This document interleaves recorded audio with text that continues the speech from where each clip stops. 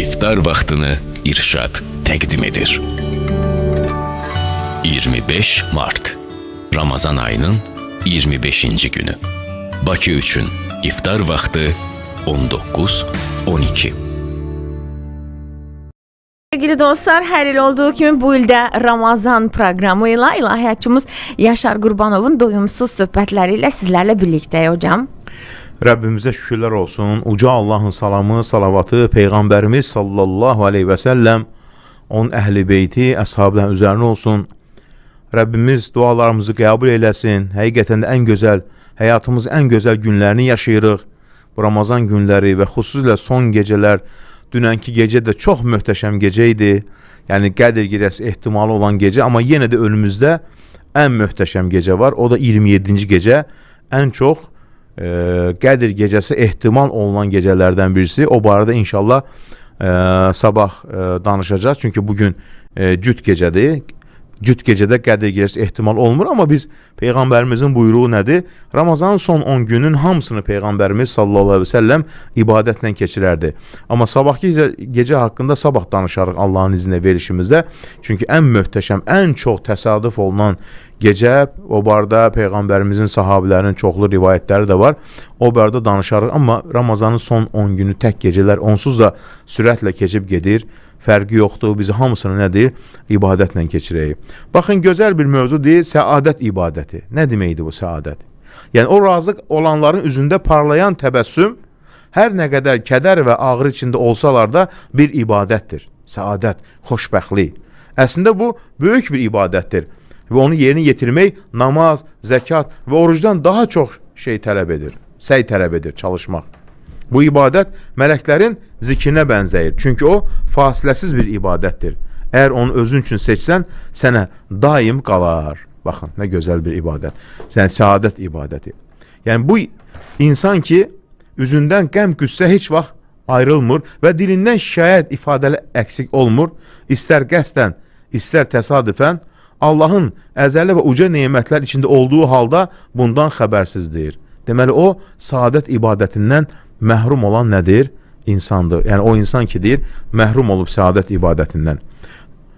Baxın, şikayət edənlər, yəni, məyər bu şikayətçi öz içində və ya ətrafında Allahın ona verir nemətlərdən bir hiss etmir ki, bu nemətə görə şükr etməyi öyrənsin və ya heç olmasa onu dilə gətirsin. O kəslər ki, daimi şikayətçidir, Allahın nemətlərinə şükr etmirlər. Baxın. Elə isə, elə bilir ki, şükr etməyə ehtiyacı yoxdur və bunu soyuq, quru bir ifadə təzi ilə bildirir. Ona görə də halın necədir deyə soruşanda insan nə deməlidir? Rəbbimə həmd olsun. Yəni, Allahın yaratmadığına şikayət edərmi insan deyər, belə cavab verərdilər. Soruşanda ki, halın necədir? Allahın yaratmadığına şikayət edərmi? Yəni, nemət dolu hadisələr vardır ki, bizdən şükür və təqdir tələb edir. Onların sevincini yaşamağa layiqik. Lakin sadəcə bir xoşa gəlməz hadisə ilə qarşılaşdığımız zaman özümüzü elə aparır ki, sanki bizə yalnız bədbəxtlik nəsib olub və bu da bizi şikayət etməyə sürükləyir. Baxın, bu da nədir? Əlbəttə ki, doğru deyil.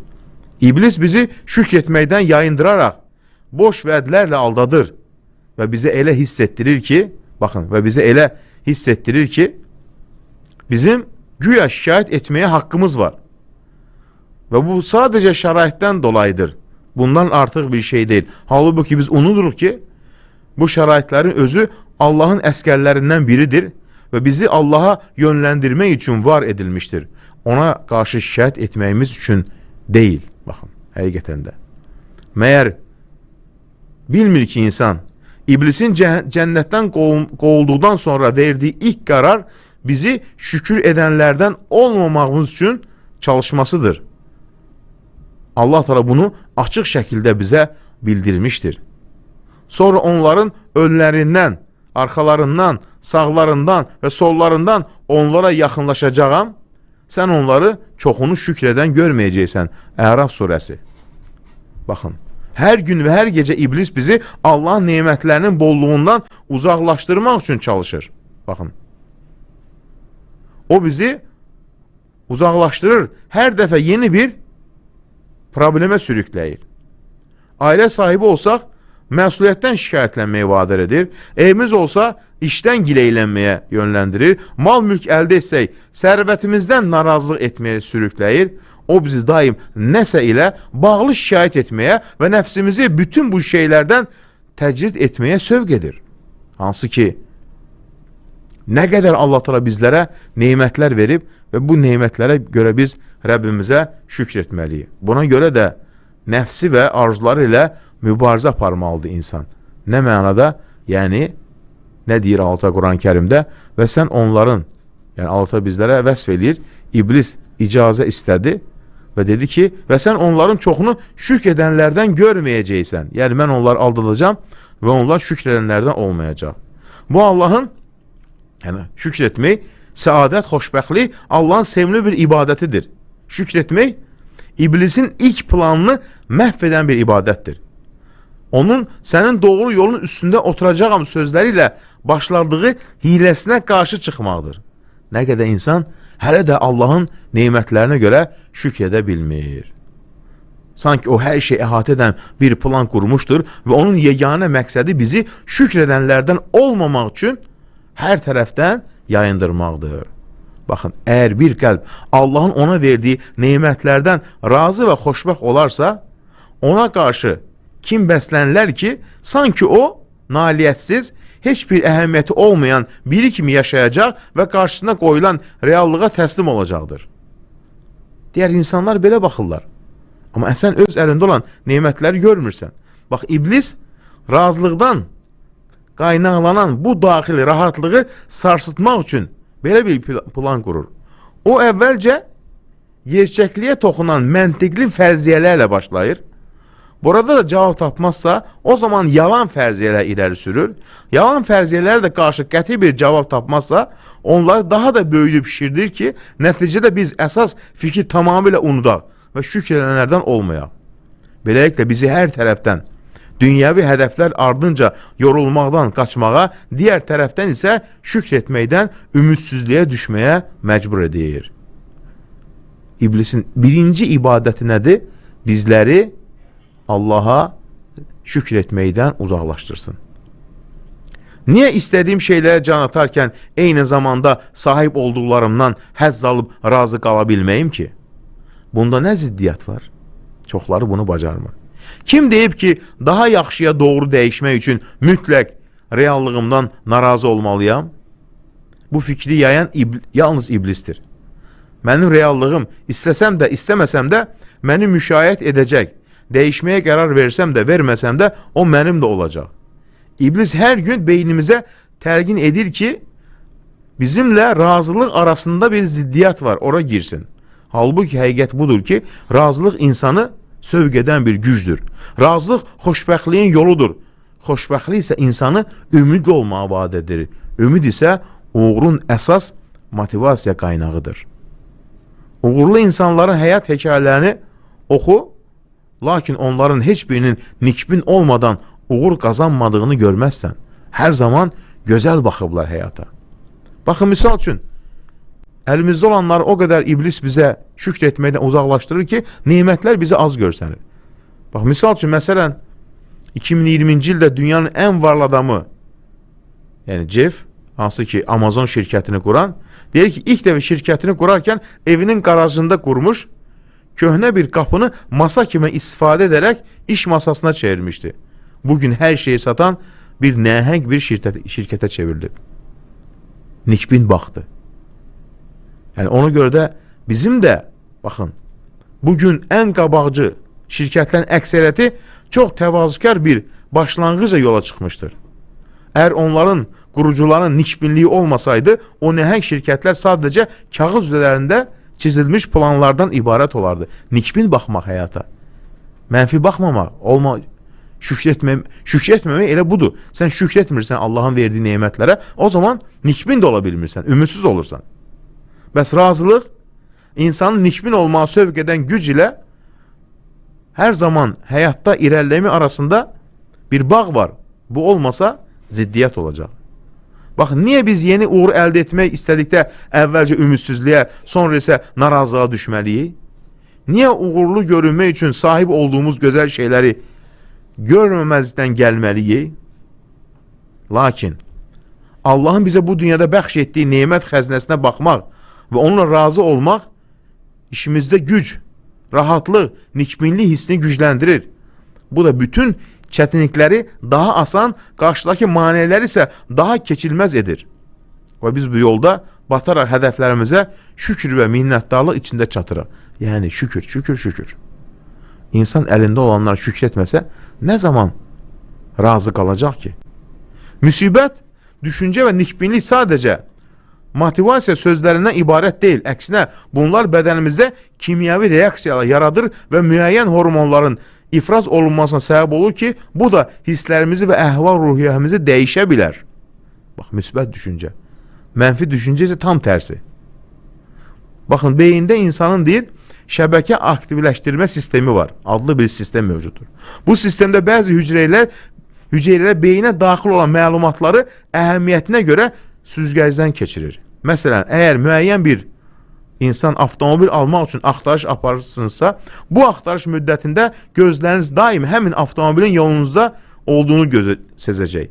Digər avtomobil növlərini ötüb keçəcək və həmişə bu avtomobili açıq şəkildə görəcəksiniz. Bu beyninizin içində fəaliyyət göstərən rast sistemidir. O məlumatları süzgəcdən keçirərək beyinə ən yüksək diqqət tələb edən məlumatları təqdim edir. Kimlər bunu düşün ki, sən hər zaman pis düşünürsən, nə olacaq həyatında? Amma gözəl düşünəndə isə tam tərsi olur. Lakin deyir, əgər daim bir hər şeyin mənfi tərəfini görməyə fokuslanarsa insan, zamanla bu həyat tərzinə çevriləcək, hətta bütün dünyaya sahib olsan belə əldə etdiyin hər bir gözəl şeydə beynin yalnız onun mənfi tərəfini görəcək. Görün, həqiqətən də biz özümüzü nə qədər məhv edirik mənfi sözlərini və düşünmürük və şükür etmirik, hansı ki Allah təala bizlərə nə qədər nemətlər verib. O insanlar ki daim narazılıq, qəzəb və rahatsızlıq içindədirlər, onlarla birlikdə bədbinlik də yoldaş olur. Çox vaxt həyat səviyyələri aşağı düşür və nə şəxsi, nə də peşəkar və ya ictimai sahədə əhəmiyyətli uğur əldə edə bilmirlər. Onlar haqqında bax belə deyilir. Onlara pulsuz bir şey ver, deyəcək ki, bu bir tələdir. Onlara az investisiya tələb edən iş təklif elə, deyəcəklər ki, bu real bir layihə deyil və böyük qazanc gətirməyəcək. Əgər onlara desən ki, yeni bir şey sınayın, bizim təcrübəmiz yoxdur deyəcəklər. Onlara ənənəvi bir ticarətə başlamağa təklif etsən, rəqabət çox çətindir deyəcəklər. Çünki daimi pis fikirləşirlər və Allaha şükür etmirlər. Əslində isə onlar nəyə bənzəyir? Çox oxuyur, bütün düşüncələri ancaq vərəq üzərində qalırdı. Lakin Yusufun xoşbəxtliyinə baxın. Peyğəmbər Yusuf əleyhissalam xoşbəxtliyi ibadət, razılığı isə həyat prinsipi olaraq qəbul etdi. Bu ən böyük nümunədir bizlər üçün. Bu sayədə qarşısına çıxan bütün maneələr və çətinliklər dağıldı, ona qarşı edilən haqsızlıqlar aradan qalxdı və Misirin əzizi oldu. O qeyri-adi gözəlliyə sahib bir oğlan idi. Həm zahiri gözəlliyi, həm də ruhunun gözəlliyi ilə seçilirdi. Bu insan valideynlərinin qəlbini sevgi, yaxınlıq və şəfqətlə əzizləyən biri oldu. Birdən-birə o bütün bu şəfqətdən qoparılır və tək başına kimsəsiz bir quyunun dibinə atılır. Orada nə bir insan görür, nə də bir səs eşidir. Daha sonra qulluq üçün satılır və Misirin əzizin evində yaşamağa məcbur edilir. Daha sonra qadınların fitnəsi ilə qarşılaşır və Misirin əzizinin həyat yoldaşı onu günaha çağırır və əgər o bu tələbi rədd etsəydi, ondan qisas alınacaqdı. Bu imtihanlardan yalnız biri belə bir insanı sındırmağa və onu məğlubiyyətə təslim etməyə kifayət edərdi. O necə bir günah işləmişdi ki, qardaşları ona hiylə qurub həyatını alt-üst etdilər. İndi isə sahibəsi onu günaha çağırır və iblis bu fürsəti dəyərləndirib ona bəhanələr təlqin edir. Lakin Peyğəmbər Yusuf əleyhissalam başına gələn bütün bu çətinliklərə razılıq qılıncı ilə qarşılıq verdi və onu uca və açıq şəkildə dilə gətirdi. Allahdan qorxuram, şübhəsiz ki, Rəbbim mənə gözəl bir məqam bəxş etmişdir. Bir quyuya atıldı, kölə kimi satıldı, həyatı tamamilə alt-üst oldu, lakin bütün bunlara baxmayaraq, hələ də Rəbbim mənə gözəl bir məqam bəxş etmişdir deyirdi. Lakin bundan sonra o haqsız yerə həbsə atıldı, lakin narazılıq etmədi yenə.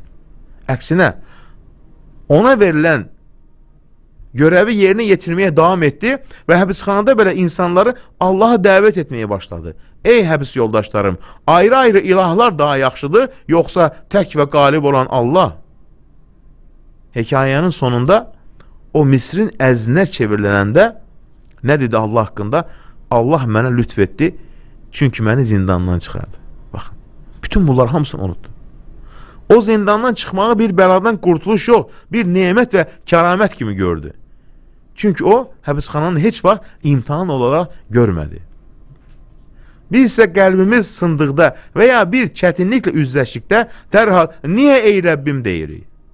Lakin Yusuf Peyğəmbər əleyhissalam xoşbəxtlik ibadət, razılığı isə həyat tərzi olaraq qəbul etdi. O daima yalnız Allahın lütflərinə baxırdı. Rəbbim mənə gözəl bir məqam bəxş etdi, o mənə lütf etdi. Halbuki o saysız hesabsız sınaqlardan keçmişdi. Bəs görəsən, bu uca ibadət, xoşbəxtlik ibadəti onu aldatdı mı? Xoşbəxtlik ibadət odur ki, insan hansı vəziyyətdə olursa olsun, ətrafında həmişə şükür ediləcək şeylərin olduğunu dərk etsin. Səni sıxan şeylər azdır. Əslində, səndə olan gözəlliklər daha çoxdur. Hətta sahib olduğun nemətlərin çoxu o qədər genişdir ki, onların sayını belə hesablaya bilməzsən. Xoşbəxtlik ibadəti, o bizə verilmiş nemətlərə baxış bucağımızı dəyişməkdir. Hər yeni günü qarşılaşdıqda, həmin nemətləri yenidən və təzə kimi görməkdir. Əlimizdə olanlara məhəbbətlə bağlanmaqdır. Çünki şükür və minnətdarlıq insanı kasıb etməz. Xoşbəxtlik ibadəti, o iblis bizi narazılığa və şikayət dalğasına sürükləmək istədikdə səssiz qalmağımızı öyrədir. Xoşbəxtlik ibadəti, o güclü Allaha təvəkkül etməyi öyrədir. Beləliklə, bizə xoş olmayan şeylərə ilişib qalmaq əvəzinə onları aşaraq yolumuza davam edirik və vaxtımızı, enerjimizi boş yerə şikayət və giləy güzar etməklə sərf etmirik. Xoşbəxtlik ibadəti o sakitlik içində aydın bir plan əsasında hədəflərimiz üzərində çalışmaqdır. Eyni zamanda sahib olduğumuz nemətlərdən narazılıq etmədən və şikayətlənmədən zövq almaqdır. Xoşbəxtlik ibadəti o keçmişi dəyişdirə bilməyəcəyimiz, lakin ona baxışımızı dəyişdirə biləcəyimiz dərk etməkdir. Xoşbəxtlik ibadəti o Allahın və Rəsulunun sevdiyi ibadətdir. Allahın elçisi sallallahu aleyhi və səlləm bir gün evində yerə düşmüş bir çörək parçasını gördü, onu götürdü və sildi və sonra dedi: Ey Ayşə, Allahın nemətləri ilə yaxşı rəftar et. Çünki onlar nadir hallarda bir evdən çıxıb gedər, lakin qayıda bilməz. Peyğəmbərimiz sallallahu aleyhi və səlləm bax neynədi? Belə dedi. Bəs nə vaxt Allahın bizə verdiyi nemətlərə daha yaxşı rəftar edəcəyik? Hansı ki, əlimizdə çox nemətlər var. Yenə də deyirik ki, bəzən nədir? Xoşbəxt deyilik deyirik. Hansı ki, Allah təala bizlərə nə qədər nemətləri verib. Ən üstün ibadət hansıdır? Əlbəttə deyir, xoşbəxtlik ibadəti. İnsan Rəbbinə şükr edir və Rəbbindən razıdır. Buna çoxlar əldə edə bilmirlər. Baxın, deyir ki, bir nəfər öz həyatından yazır. Deyir, mən eşidirdim. Mən bir daha Quranı eşitməyəcəyəm. Bu, onun kar olduğunu öyrəndiyi zaman yazdığı ilk sözlər idi. O gündə bütün xəyallar və ümidlər uçub getdi. Yalnız həmin böyük arzu qaldı. Həmin çətinliklər insanın həyatını alt-üst edir və ən mühüm şeyləri yox edir. Bu, bizim onu qarşılamadığımız, lakin o bizi yoxladığı taledir. O həyat ki, əvvəllər səsküy ilə dolu idi, indi tam bir sükut içindədir.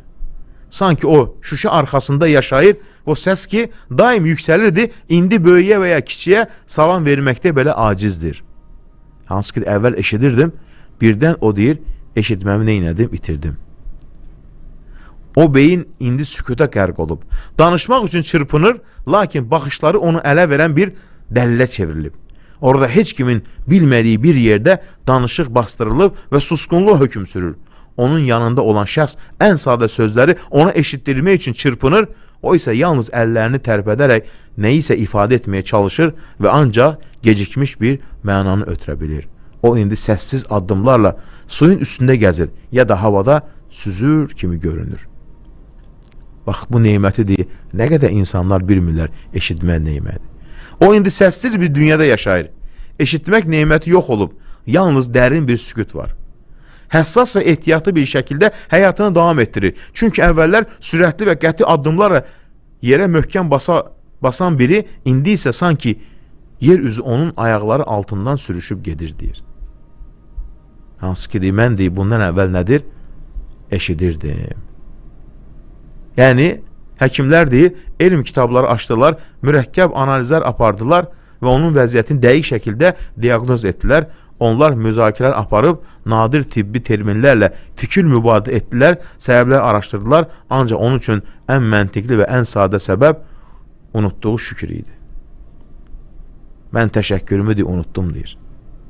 Qulaqların azan səssiz dəfələrlə eşitməsinə laqeyd yanaşdım, deyir. Bu özü yazıb bir insan. Qulağım neçə min dəfə gözəl bir azanı dinlədi, amma mən ona cavab vermədim. Sonra isə eşitmə qabiliyyətim birdən-birə yox oldu. Mən səssizliyə tərk olundum, heç bir xəbərdarlıq olmadan.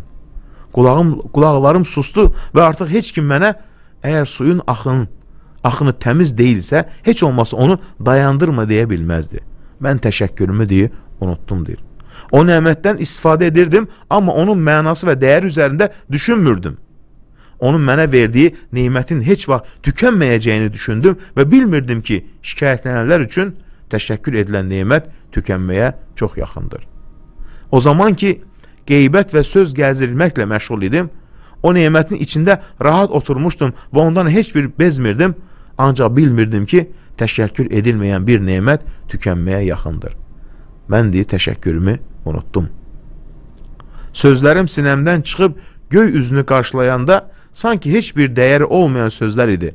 Mən bilərəkdən onları atdım, halbuki mənim dilimdən çıxan o sözlər başqalarının qəlbini yaralayırdı. Nəticədə mənim sinəm də sustu və dilim susqunluğa qərq oldu. O susqunluq isə mənim həyatımı da bürüdü. Mən təşəkkürümü unutdum. Namaz qılanlar və Allah yolunda olanlara bəzən lağ edərək zarafat etdiyim zaman mən onunla birlikdə zarafat etdim və onun boş boğazını təkrarladım. Nəticədə isə eşitmə qabiliyyətini itirdim, hətta utanmağa belə macal tapmadan. İndi mən tamamilə fərqli bir həyat yaşayıram. O həyat ki, əvvəllər səsküylə, qışqırıqla, qeybətlə və yalanla dolu idi. İndi başa düşdüm ki, neymətlərin şükrü yalnız əlhəmdülillah deməklə kifayətlənmir. Əksinə onu düzgün istifadə etməkdir. Eşitdiyim hər Quran ayəsi bir şükürdür. Qeybət etdiyim hər an isə narazılıqdır. Dediyin hər gözəl söz bir şükürdür. Hər pis söz isə narazılıq və qəzəbdir. Quranda olan qanunlar açıq və dəyişməzdir. Əgər şükr etsəniz, sizə neymətimi artıracağam. Əgər nankörlük etsəniz, bilin ki, mənim əzabım çox şiddətlidir. Əgər bir neymətə şükr etmirsənsə, deməli ona qarşı nankörsən. Əgər mənim kimi şanslı olsan, bu nankörlüğün cəzasını bu dünyada alacaqsan. Əks halda cəza axirətdə qalacaq. O gün ki, tərəzlər qurulacaq və bu dünyadakı karlıqdan daha ağır olacaq. Bu sözləri sənə yazıram ki, şükr edənlərdən olasan. Bu sözlər çətinliklərdən süzülüb gələn təcrübələrdir. Onlara əməl et ki, bəlkə razı qalasan. İndi anladım ki, nə qədər mənasız bir arzularım və nə qədər kiçik kədərlərim varmış. Bəli, yaşadığım bu səssiz dünyada hər şey onlarsız daha asan görünür. Bu dünyada milyonlarla insan üçün sənin gündəlik həyat tərzin onlar üçün bir çağırışdır. Sənin üçün çətinlik olan şeylər onların gündəlik həyatıdır. Sənin arzuların onların xəyallarıdır. Onların xəyalları isə sənin artıq bezdiyin bir gerçəklikdir. O şikayətlər ki, sən onları bir musiqici kimi səsləndirirsən. Hər dəfə dünya sənin şikayət tellərinə toxunduqca, onlar isə səssizlik içində gül kimi səni müşahidə edirlər. Əgər səni sınağa çəksələr və görsələr ki, sən neymət verən Rəbbinə məhz onun verdiyi neymətlə üsyan edirsən. Əgər sən şikayət etdiyin qədər şükr etsəydin, onların çöhrəsi nurlanardı və onlar o şükrü elə böyük bir minnətdarlıqla ifadə edərdilər ki, bəlkə də şükür Rəbbi olanların neymətlərini daha da artırardı. Gülümsə, çünki sən eşidə və danışa bilirsən. Bunu bir nəfər yazıb. Çox ibrətlidir. İndi gülümsə, çünki sən eşidə bilirsən. Yəni danışdıqlarımızı deyir, duyursan deyir. Amma insanlar var, o neymətdən nədir? Məhrum oldular deyir. Yəni, baxın deyir, qiyamət günü insanların gözü önündə ən çətin vəziyyətdə gətiriləcəksən. Doğulduğun gündən bəri qarşılaşdığın ən ağır məqam hesab anı gələcək. O zaman sevdiklərinin hamısını gerdə qoyaraq keçəcəksən. Hətta canını qurtarmaq üçün onları qurban verməyə belə arzulayacaqsan. Sənin üçün 99 kitab hər bir gözün görə bildiyi qədər uzun olacaq. Günahların ağırlığını görəcəksən. Mələklərin onları artırdığını izləyəcəksən. Üzün solacaq, ümidsizliyə qapılacaqsan və artıq məhv olduğuna inanacaqsan. O an ki sənə deyiləcək. Bütün bunları inkar edirsənmi? Sən cavab verəcəksən. Xeyr, ey Rəbbim. Sonra Allah buyuracaq. Səni qoruyan mələklərdən biri sənə haqsızlıq edibmi? Sən yenə deyəcəksən. Xeyr, ey Rəbbim. Sonra əzəmətli Allah soruşacaq. Sənin bizə bildirməmiş bir yaxşılığın varmı? Sonra sən cavab verəcəksən. Xeyr, ey Rəbbim. Və sən hər şeydən sonra yaxşı bilənsən. Lakin Rəbbim buyuracaq, bəli, bugün sənin bizdə yaxşı bir əməlin var. Sonra sənə kiçik bir vərəq təqdim olunacaq. Sən qaranlıq, ağır günahlar dolu nəhəng kitablara baxacaq və təəccüblə deyəcəksən, ey Rəbbim, bu kiçik vərəq o ağır günah kitablarının qarşısında nə edə bilər? O zaman deyiləcək, bugün sənə heç bir haqsızlıq edilməyəcək və sənə əmr olunacaq ki, bu yaxşı əməllərinin tərəzinə qoy. Digər tərəzidə günahlar gözündə, bu tərəfdə isə bir kəlimə. Yaxşı əməllərin sevinəcək və günahların dəftərini titrəyərək parça-parça olacaq. Nə idi orada ağır gətirən? La ilahə illallah kəlməsi. Bütün günahlardan da ağır gəlir. Sən isə heyrətlə bu kağızı götürəcək və baxacaqsan, bu necə bir əməldir ki, bütün bu nəhəng qaranlıq günah kitabları yox etdi. Sonra oxuyacaqsan və görəcəksən ki, bu sən, yəni dediyin la ilahə illallah kəlməsidir. Allahdan başqa ibadətlə haqq məbud yoxdur. Yəni, demisən və bu kəlməyə əməl etmisən. Ona görə də, baxın, bir insanın bir İslam diyarında doğulması və ya bir müsəlman olması böyük bir neymətlərdən biridir. Sən bunu bilirsənsə, bəlkə milyonlarla insanlar vardır ki, la ilahe illallah kəlməsindən uzaqdılar, bilmirlər. Bəzən insan nə deyir? Kaş ki filan işim olsaydı. Kaş ki burada doğulmayardım da. Kaş ki başqa bir yerdə doğulardım da. Kaş ki. Amma düşünmürsən ki, sənin doğulduğun ölkədə Allah sənə ən böyük hədiyyə verib. İslam və iman neməti. Bəzilərimiz görsən ki, bir körpə dünyaya gələndə deyirlər ki, kaş ki filan yerdə doğulardı. Hansı ki, sənin də ölkən, diyarın hamısından daha üstündür. Çünki sən orada Rəbbini tanıyırsan, Rəbbinə ibadət edirsən və Allahı inkar edənlərdən deyilsən. Buna görə Rəbbinə şükr etdinmi? Buna görə Rəbbinə şükr etdim ki, Allah təala sənə belə bir gözəl neymət verib. Həmçinin baxın, əgər gözəl bir həyat arzulayır, lakin bilmədən bir neymətə xor baxırsansa və kaş ki deyirsənsə, diqqətli ol. O zaman nə üçün narazılıq? Halbuki Allah günləri insanlar arasında dövr etdirir.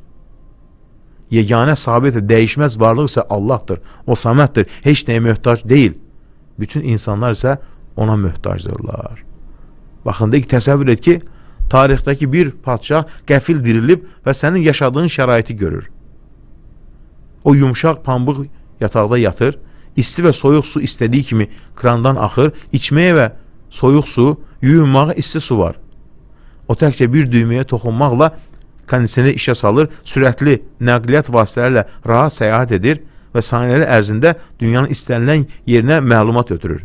Biz indi bir zamanlar padşahların belə yaşamadığı bir rifah içərisində yaşayırıq. Lakin yenə də bədbəxt oluruq və şikayət edirik. Yəni, insan heç düşünübmü? həyatında yaşadığı bu gözəllikləri? Düşünmür. Çünki nəyə görə? Şeytan unutturur. Hansı ki Allah Teala bizlərə nə qədər çoxlu deyir, nemətlər verir. İnsan çox tez nədir?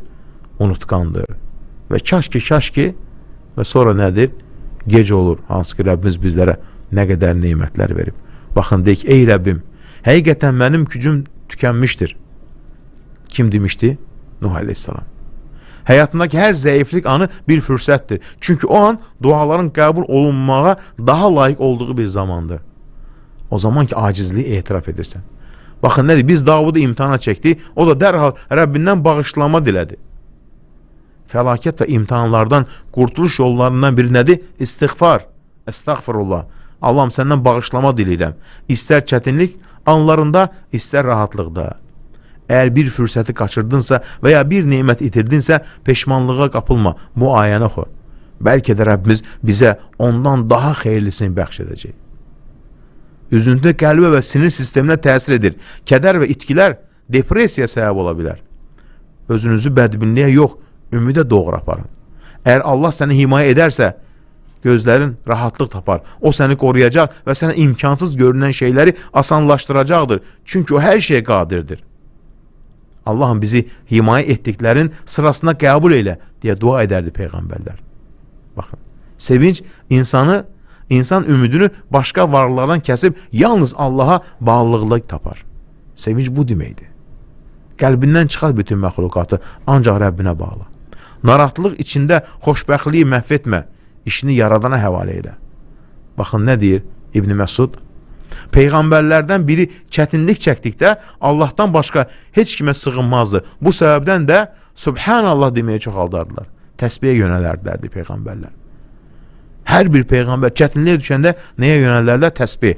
Təsbih yəni zikir. Və bunun başı nədir? Subhanallah kəlməsi. Və digər zikirlər. La havlə və la quvvətə illə billah. O Peyğəmbərlər elçilərin köməksiz qaldığı zənn etdikdə və onların yalançılıqda ittiham edildiyini düşündüklərində yardımımız gəldi və istədiyimizi qurtardıq deyə Allah Teala. Çətinlik, sıxıntı və kədər anlarında insanın qəlbində ümidsizlik düşüncələri yarana bilər. Lakin bu düşüncələrin arxasınca həmişə Allahın rəhmətinin və yaxınlaşan sevinc müjdəsi gələr. Allahın sənə verdiyi şey sənin üçün ən uyğun olanıdır. Səndən uzaq tutduğu şey isə sənə zərər verəcək olanıdır. Hətta bəzi insanlar və bəzi sərvətlər onların sənə yaxın olması halında sənə zərər verə bilər.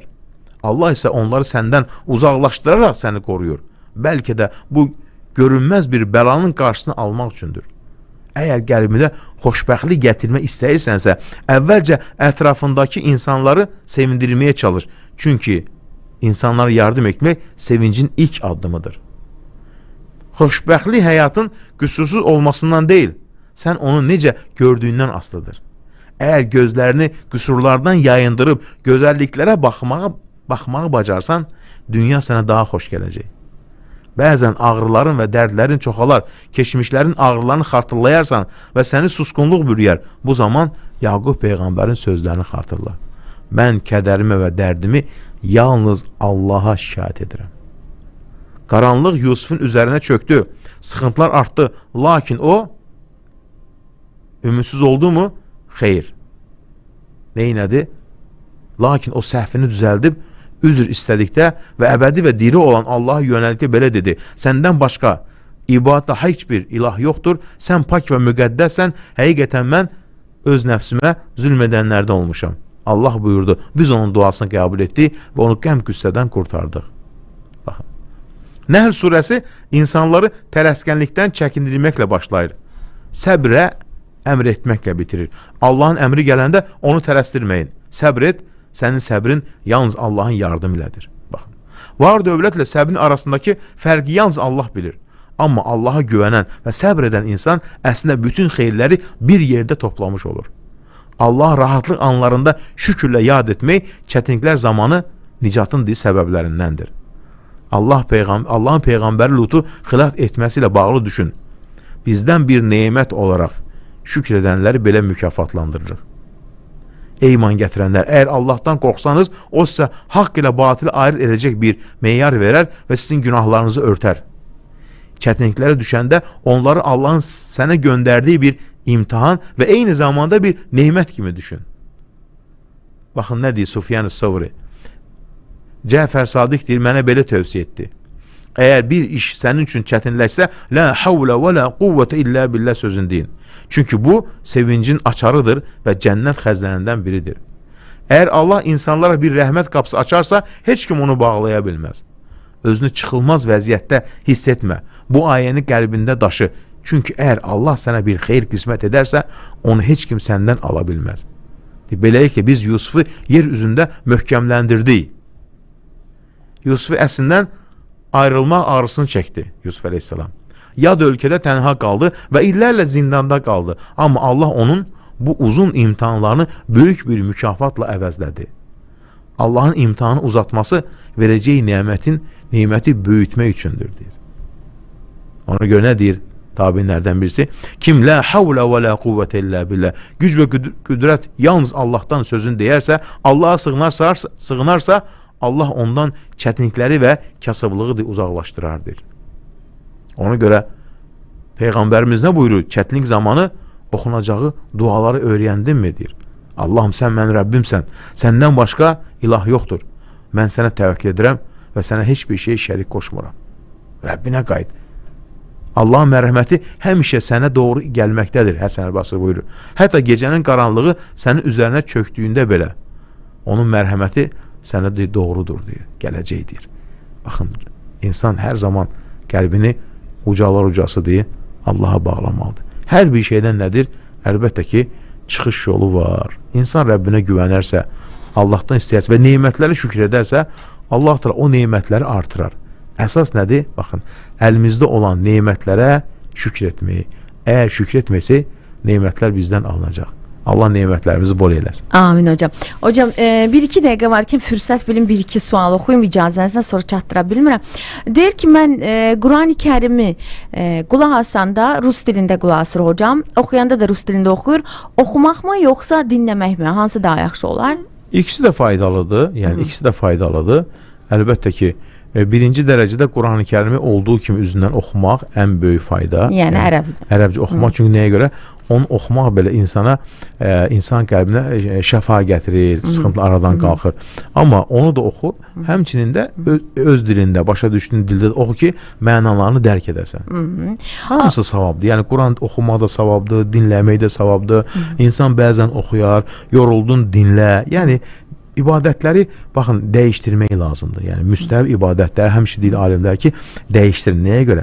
Yəni, insan bəzən yorulur. Məsələn, bu zikri daim etsən, la havlə və la quvvətə illə billah, bəzən yorulur. Keç o biri zikrə, dəyişdir belə. Yəni, rəngarəng olsun. Aha. Mən namazı deyir 5 dəfə qılıram, hər qılanda da Sübhanəkə və bihamdihi deyib başlayıram. Doğru mu edirəm? Bəli, o Fatihədən əvvəl duanı demək istəyir. O Fatihədən əvvəl oxunan, birinci rükət oxunan, o müstəhəbdir. Onu yəni oxuya da bilərsən, oxumaya da bilərsən. Maraqlı sualdır. Bəzi insanlar uşaqlarına Allahın adlarını qoyurlar, amma həmin adların qarşısına ya ağa, ya da ya vahid, Allahın qulu mənasını verir də. Abud sözü, Allahın qulu məsələn, Abdullah, Abdurrahman. Deyir, bəs Rəsul adını necə tək qoymaq olar? Rəsul adı olar, Rəsul Allahın adıdır ki, Rəsul elçi deməkdir.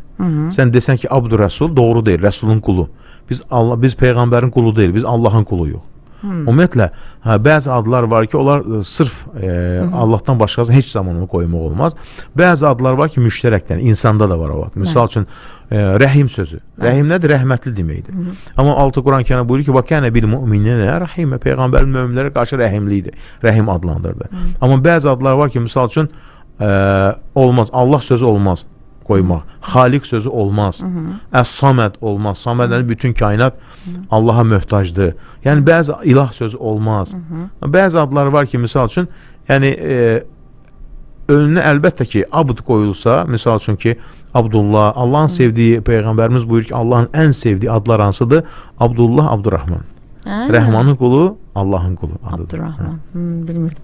Hocam, deməli bilmək istəyir ki, cəza evindəki şəxs fitrə zəkatı verə bilərmi? Ona düşürmü həbsxanada olan şəxsə? Bəli, düşür, əlbəttə vermək olar. Bəli.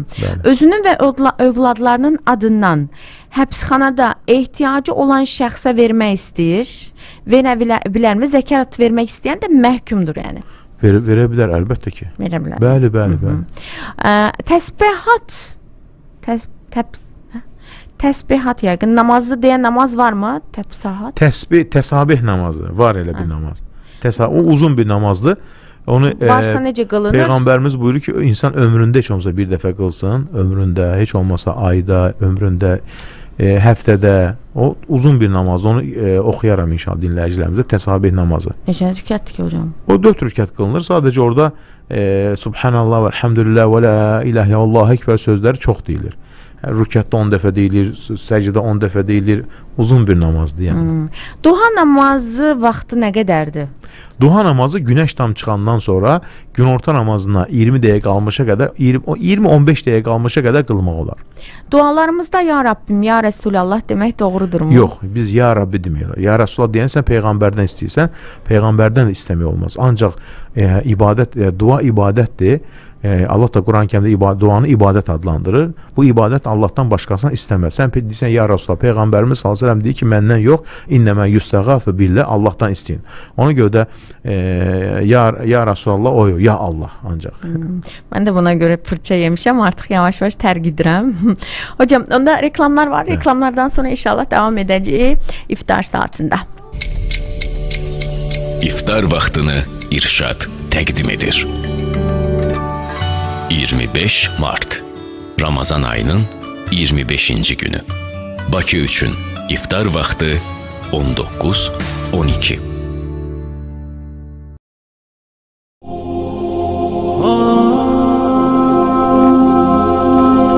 İftar vaxtıdır, iftar saatıdır. İlahiyyatçımız Yaşar Qurbanovu dinləyirik. Rəbbimizə şükürlər olsun. Uca Allah Teala bu gözəl gecədə dualarımızı qəbul eləsin. Artıq iftara doğru gedirik. Duaların ən çox qəbul olunduğu zamandır indi. Həqiqətən də həmd olsun Rəbbimizə. Bu gözəl Ramazanın oruc əsnasında ən çox dualar qəbul olunan vaxt nədir? Oruclukən edilən dualar. Ona görə dualarımızı artırmalıyıq. Çox-çox etməliyik dualarımızı özümüz üçün, ailəmiz üçün, bu gözəl vətənimiz üçün. Yəni iftar vaxtı edilən bütün dualar nədir? Qəbuldur. Böyük bir Rəbbimizdən rəhmətdir ki, duaların qəbul olduğu vaxt. Dinləyicimiz soruşmuşdu bu təsabih namazı. Təsabih namazı Abdullah ibn Abbasdan gəlir, rivayət edir. Peyğəmbərimiz sallallahu aleyhi və səlləm buyurur Abbasa, ey əmim Abbas, Peyğəmbərimiz sallallahu bunu əmisinə öyrədir əslində. Rivayəti kim eləyir? İbn Abbas, yəni Abbasın oğlu, məşhur təfsirçi alim, Peyğəmbərimiz sallallahu aleyhi və səlləm onun üçün dua etmiş. Ey əmim Abbas, sənə elə var dövlət bəxşiş verim ki, ona əməl etsən, Allah sənin 10 xislətini nöqsan, qüsur eyib, hamısını örtər. Əvvəldə və sonda, keçmişdə və hazırda, qəsdən və səhvən, kiçik və böyük, gizlində və aşkarda olan bütün günahlarını bağışlasın. Deyə 4 rükət namaz qıl. Yəni bu namaz 4 rükət qılınır. Hər rükətdə Fatihə surəsini oxuyursan, Fatihədən sonra, baxın, birinci rükətdə surələri oxuyandan sonra, deyək ki, Fatihəni oxudun, Fatihədən sonra istədiyin suranı oxudun və ya Fatihəni oxumaq kifayətdir. Fatihəni oxuyandan sonra 15 dəfə deyirsən, Subhanallah və elhamdülillah və la ilahe illallah və Allahu ekber. Sonra rükü et, rüküdə vəziyyətdə deyirsən 10 dəfə, rüküdən qalxdın qiyamda 10 dəfə deyirsən, sonra səcdəyə getdin, səcdədə deyirsən bunu 10 dəfə, Subhanallah və elhamdülillah və la ilahe illallah və Allahu ekber. Sonra səcdədən oturanda 10 dəfə deyirsən, sonra daha bir səcdə edirsən, 10 dəfə deyirsən, səcdədən 10 dəfə de, qalxırsan, yəni qalxdın, oturdun, deyirsən bunu, sonra qalxırsan. Hər rükət əsnasında duaların cəmi 75 dəfədir bu. Yəni hər rükətdə 75 dəfə bunu deməlisən. Subhanallah və elhamdülillah və la ilahe illallah və Allahu ekber. Çox rahat bir ibadətdir. 4 rükət qılınır. Sadəcə Fatihədən sonra 15 dəfə, qalan rükuda, rükudan qalxanda, səcdəyə gedəndə, səcdədən oturanda, tezdən səcdəyə gedəndə, tezdən səcdədən qalxdın 10 dəfə deyirsən, yəni hər rükətdə 75 dəfə deyirsən, yəni deyək imkan daxilində gündə bir dəfə, yaxud cümədə, yəni həftədə bir dəfə, ayda bir dəfə, yaxud heç olmasa ömründə deyib bir dəfə bu namazı qıldıyır. İnşallah dinləyicilərimizlə bu namazı paylaşarıq. Yəni həqiqətən də gözəl ibadətlərdən birisidir. Rəbbimiz dualarımızı qəbul eyləsin. Baxın, həmçinin yəni gözəl bir fayda deyil ki, Allahın lütfü. Allahın lütfü Əshab-ı Kəhf, Davud əleyhissalam və Yunus əleyhissalama qarşı. Həqiqətən mənim Rəbbim lütufkardır. Allahın Kəhf əhlinə qarşı Əshab-ı Kəhf lütfü, biz onların qəlblərini möhkəmləndirdik. Onlar ayağa qalxıb dedilər, bizim Rəbbimiz göylərin və yerin Rəbbidir. Biz ondan başqasına ibadət etmirik. Əgər etsək, həqiqətən həddi aşmış olarıq. Yəni Allahdan başqa heç kimsəyə nədir? Şərik qoşmuruq. Allah onlara lütf etdi, onlara səbir verdi və qəlblərini o qorxulu vəziyyətdə belə sakit və arxain etdi. Bu Allahın lütfünün kamilliyidir. O, onlara iman qismət etdi, onlara səbri verdi və qəlblərinə rahatlıq bəxş elədi. Allah Taala'nın Davud əleyhissalam olan lütfü, Davud anladı ki, biz onu imtihana çəkdik, buna görə də Rəbbindən bağışlanma dilədi, səcdəyə qapanıb ona yönəldi. Biz də onu bağışladı, həqiqətən onun bizim yanımızda böyük bir məqamı və gözəl bir dönüş yeri vardı. Sad surəsi.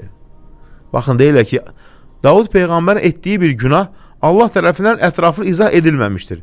Çünki onun detalını bildirməyə ehtiyac yoxdur. Onun haqqında fərziyyələr irəli sürmək isə lazımsızdır. Əsas olan Allahın bizə nəql etdiyi həqiqətdir. Allah ona lütf etdi, o isə tövbə edib Allaha yönəldi və nəticədə məqamı daha da yüksəldi. Çünki tövbədən sonra insanın halı ondan əvvəlkindən daha gözəldir.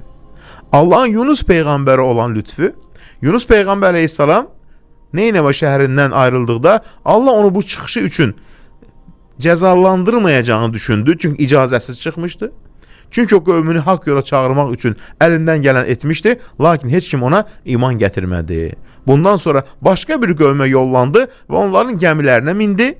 Gəmi dənizin ortasına çatdıqda dalğalar onu silkələdi və gəmidə və dənizdə fırtına baş verdi.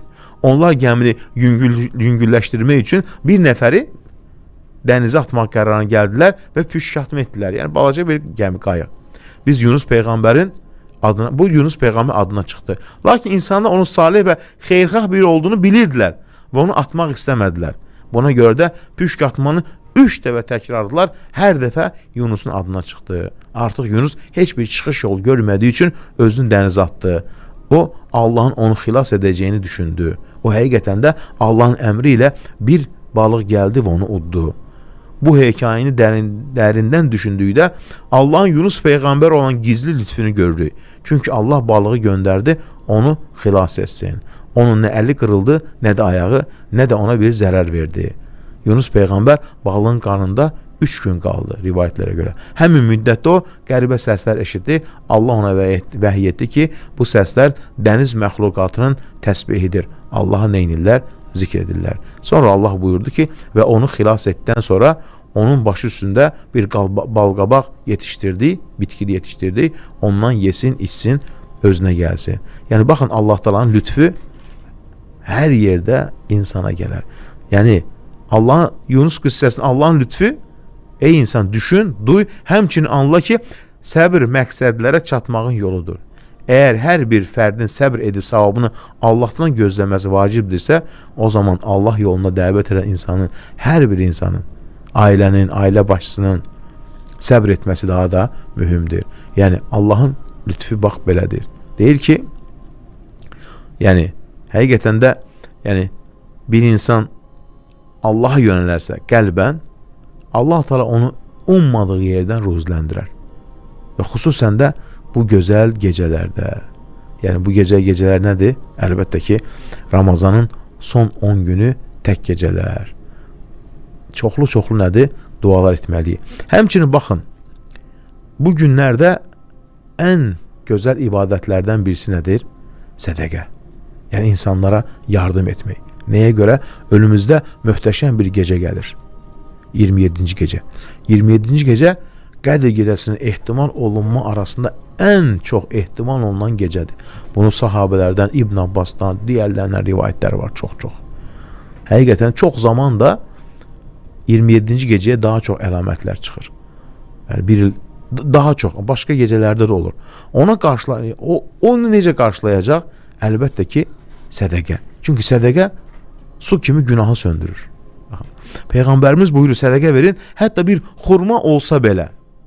Çünki o acı doyurar və günahı suyun ateşi söndürdüyü kimi söndürər. Başqa bir hədisdə sədəqə günahı, yəni əridər, silər gedər. Bu hədisdə sədəqənin günahın təsirini silən və insanı təmizləyən gücünün yox, çox aydın bir şəkildə izah etmişdir. Sədəqə ailə, mal, övlad və baxın, qonşuluqda olan sınaqları da yuyur. Sənin sədəqənlə Allah səni, ailəni, evladlarını bəlalar aradan qaldırar. Baxın, bir kişinin ailəsində, malında, övladında və qonşuluğunda olan fitnə və sınaqlar namaz, sədəqə və yaxşılıqla silinir. Ticarət və sədəqə günahı balanslaşdırmaq, yəni günahları silmək. Peyğəmbərimiz buyurur, ey ticarətlə məşğul olanlar, şeytan və günah alış-veriş zamanı hazır olur. Satışınıza sədəqə qatın. Çünki satıcı malını bəzəyə bilər, bəzən həddindən artıq and içə bilər və bu günaha yol aça bilər. Ona görə də sədəqə vermək bu halların kəffarəsi olur. Sədəqə sadəcə bir sədəqə belə bağışlanmaya səbəb olur. Baxın, nə deyir alimlərdən birisi? Müsəlman bir acı doyuzdurmaq bağışlanmaya səbəb olan əməllərdəndir. Baxın, deyir ki, bir alimlərdən birisi, əgər Allah susuz bir itin su içməsinə görə bir günahkarı bağışlayarsa, bəs görərsən, acılıqdan doyurub imkansızlara paltar geydirənləri nə gözləyir Allah dərgahında? Allah da əvvəlki ümmətlərdən bir qadını, yüngül həyat tərz keçirən qadını bağışlamışdı bir itə su verdiyinə görə. Ona görə deyir ki, bəzi alimlər hər günahdan sonra sədəqə tövsiyə edirlər. Çünki günah qaçılmazdır. Allahın qəzabından xilas olmaq üçün ən gözəl yol nədir? Sədəqə. Yəni bu demir ki, günah et. Amma etdinsə günah, o günahın pis nəticəsini gəlməsini istəmirsənsə, dərhal sədəqə ver.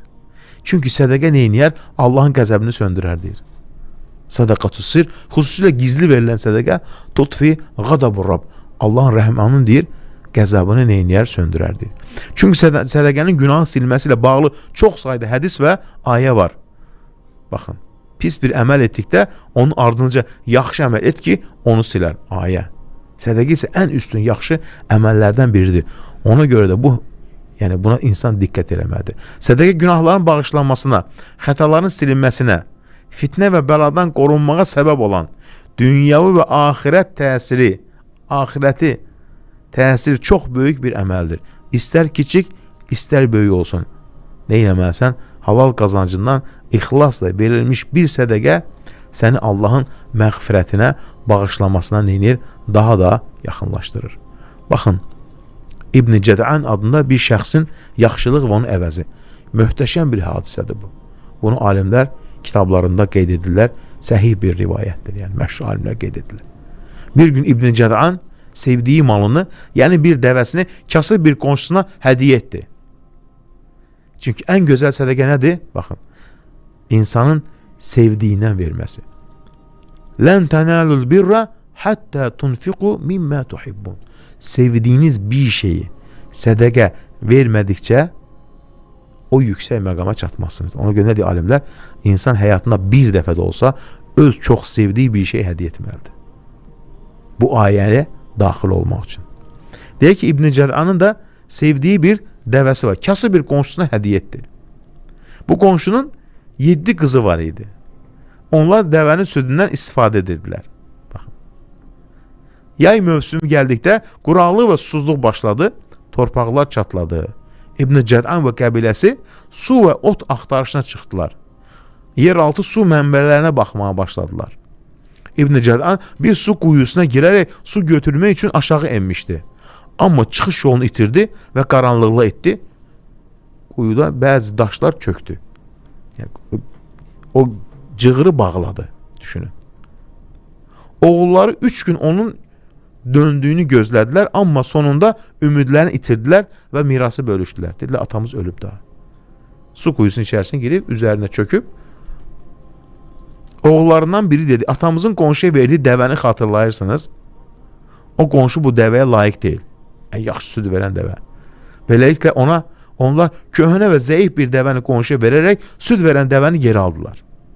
Qonşu dedi, atanız bu dəvəni mənə hədiyyə etdi. Mən də südündən yemək içmək üçün istifadə edirəm.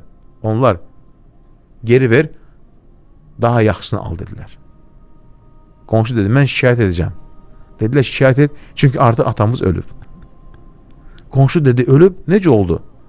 Dedilər, köhnə bir su quyusuna düşdü və çıxmadı dedilər. Qonşu, məni bu quyuya heç olmasa göstərin, dəvəsiz olsun.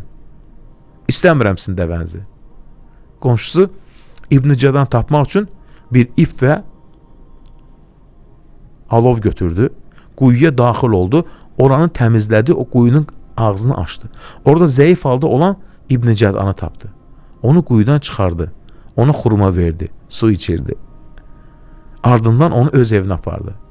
İbn Cədan yenidən həyata döndü və oğulları heç nə bilmirdi. Qonşu ona bir həftə ərzində yer altında olduğun halda ölmədiyini danış. Nə baş verdi? İbn Cədan ona belə cavab verdi. Səni təəccübləndirəcək bir şey danışacağım.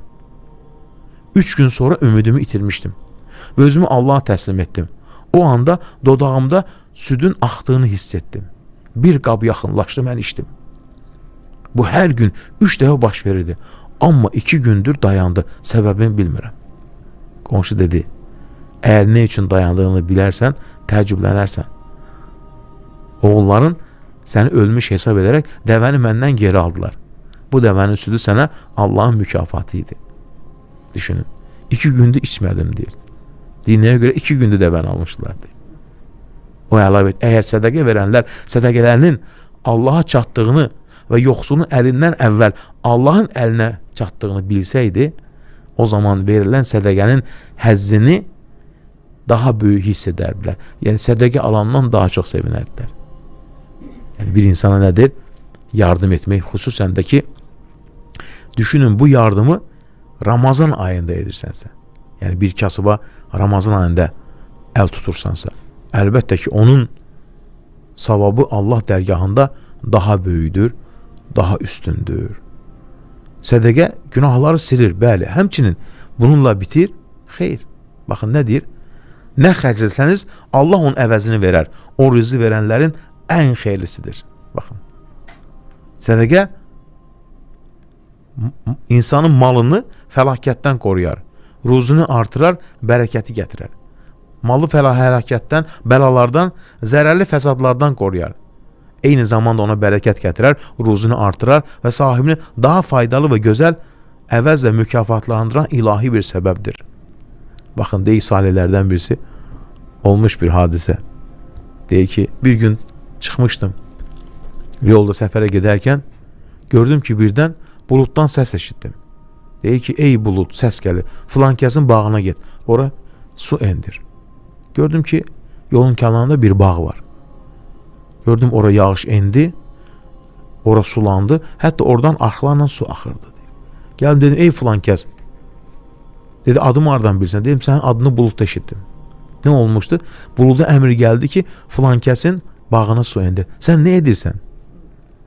Baxdı, dedi ki, mən buradan əldə etdiyim məhsulun bir hissəsini sədəqə verirəm, bir hissəsini ailəmə saxlayıram, bir hissəsini də gələn il yenidən əkmək üçün saxlayıram, deyir. Baxın, sədəqə bu deməkdir. Fəlakətdən qoruyar. Nə deyir? Baxın, deyir ki, nə xərcləsəniz, Allah onun əvəzini verər, o ruzi verənlərin ən xeyirlisidir. Səba surəsi 39-cu ayə. Baxın, nə deyir təfsir alim İbn Aşur? Bu vədin qüvvəti 3 ifadə vasitəsilə vurğulanır. Sərt formasının deyilməsi, cümlənin isim cümləsi ilə başlaması və xəbər cümləsində failin irəli çəkilməsi, o onun əvəzini verər, bu da vədin tam və qəti olmasına işarətdir. Dilçi alim açıqlayır, dəşdə gəldi ayəni. Bu ayədə göstərir ki, Allah yolunda vacib və ya müstəhəb şəkildə xərclənən hər şeyin Allah tərəfindən əvəzinin veriləcəyi vəd olunmuşdur. Elə düşünməyin ki, vermək ruzunu azaldır. Əksinə, Allahın ruzunu genişləndirir və üstəlik bəlalardan qoruyur, müsibətlərdən qoruyur. Baxın, nə deyərdi bəzilər? Cibindəkini xərclə, qeyb aləmindən sənə gələcək. Sədəqə ruzunu açarı və bolluğun səbəbidir. Əgər şükr etsəniz, mütləq sizə artıraram. Sədəqə şükrün ən ali ifadələrindən biridir. Qüdsat isə buyurur Allah Teala: ey adam oğlu, enfiq, unfiq aleyk. Sən ver, mən də sənə verim. Baxın, sədəqə bax bu deməkdir. Yəni hər gün insanlar sübh çağında 2 mələk yenər. Və biri deyər: Allahum, a'ti munfiqan xələfən. Sədəqə verənin əvəzini ver. Və a'ti mumsikan tələfən. Digər isə: ey Allahım, xəsisi tələf elə malını. Bəddua edərlər. La ilahe illallah. Yəni sədəqə bu qədər nədir? Təsirlidir. İnsanın malını əskitməz və bolluğa səbəb olar. Əksinə nədir? Artırar. Bunu kim buyurur? Peyğəmbərimiz sallallahu aleyhi ve sellem. Sadəcə insan verərkən sidq ürəyinə verməlidir. Bilməlidir ki, bunun əvəzini Allah qaytarar. Nə deyir? 3 şeyə and içirəm. Bunlardan biri də budur ki, heç bir mal sədəqə verməklə azalmaz. Baxın. Heç vaxt. Çünki sədəqə nə deyir? Onu deyir, mal mülkündən sayma deyir. Təcrübə ilə nədir? Təsdiqlənib. Nə qədər verirsənsə, Allah onun əvəzini verir. Az, çox. Baxın. Bir dəfə kasıb Ayşə radiyallahu evinə gəlir. O oruclu idi və evdə yalnız bir çörəyi vardı. Çörək yəni balaca belə var. Xidmətçisinə dedi, onu ver kasıba. Xidmətçi dedi, amma iftarda başqa heç nə yoxdur. Dedi, ver, Allah daha xeyirlisini göndərər. Axşamüstü bir ailə əvvəl heç vaxt hədiyyə gətirməyən onlara bir qoyun və yeməklə hədiyyə gətirdi.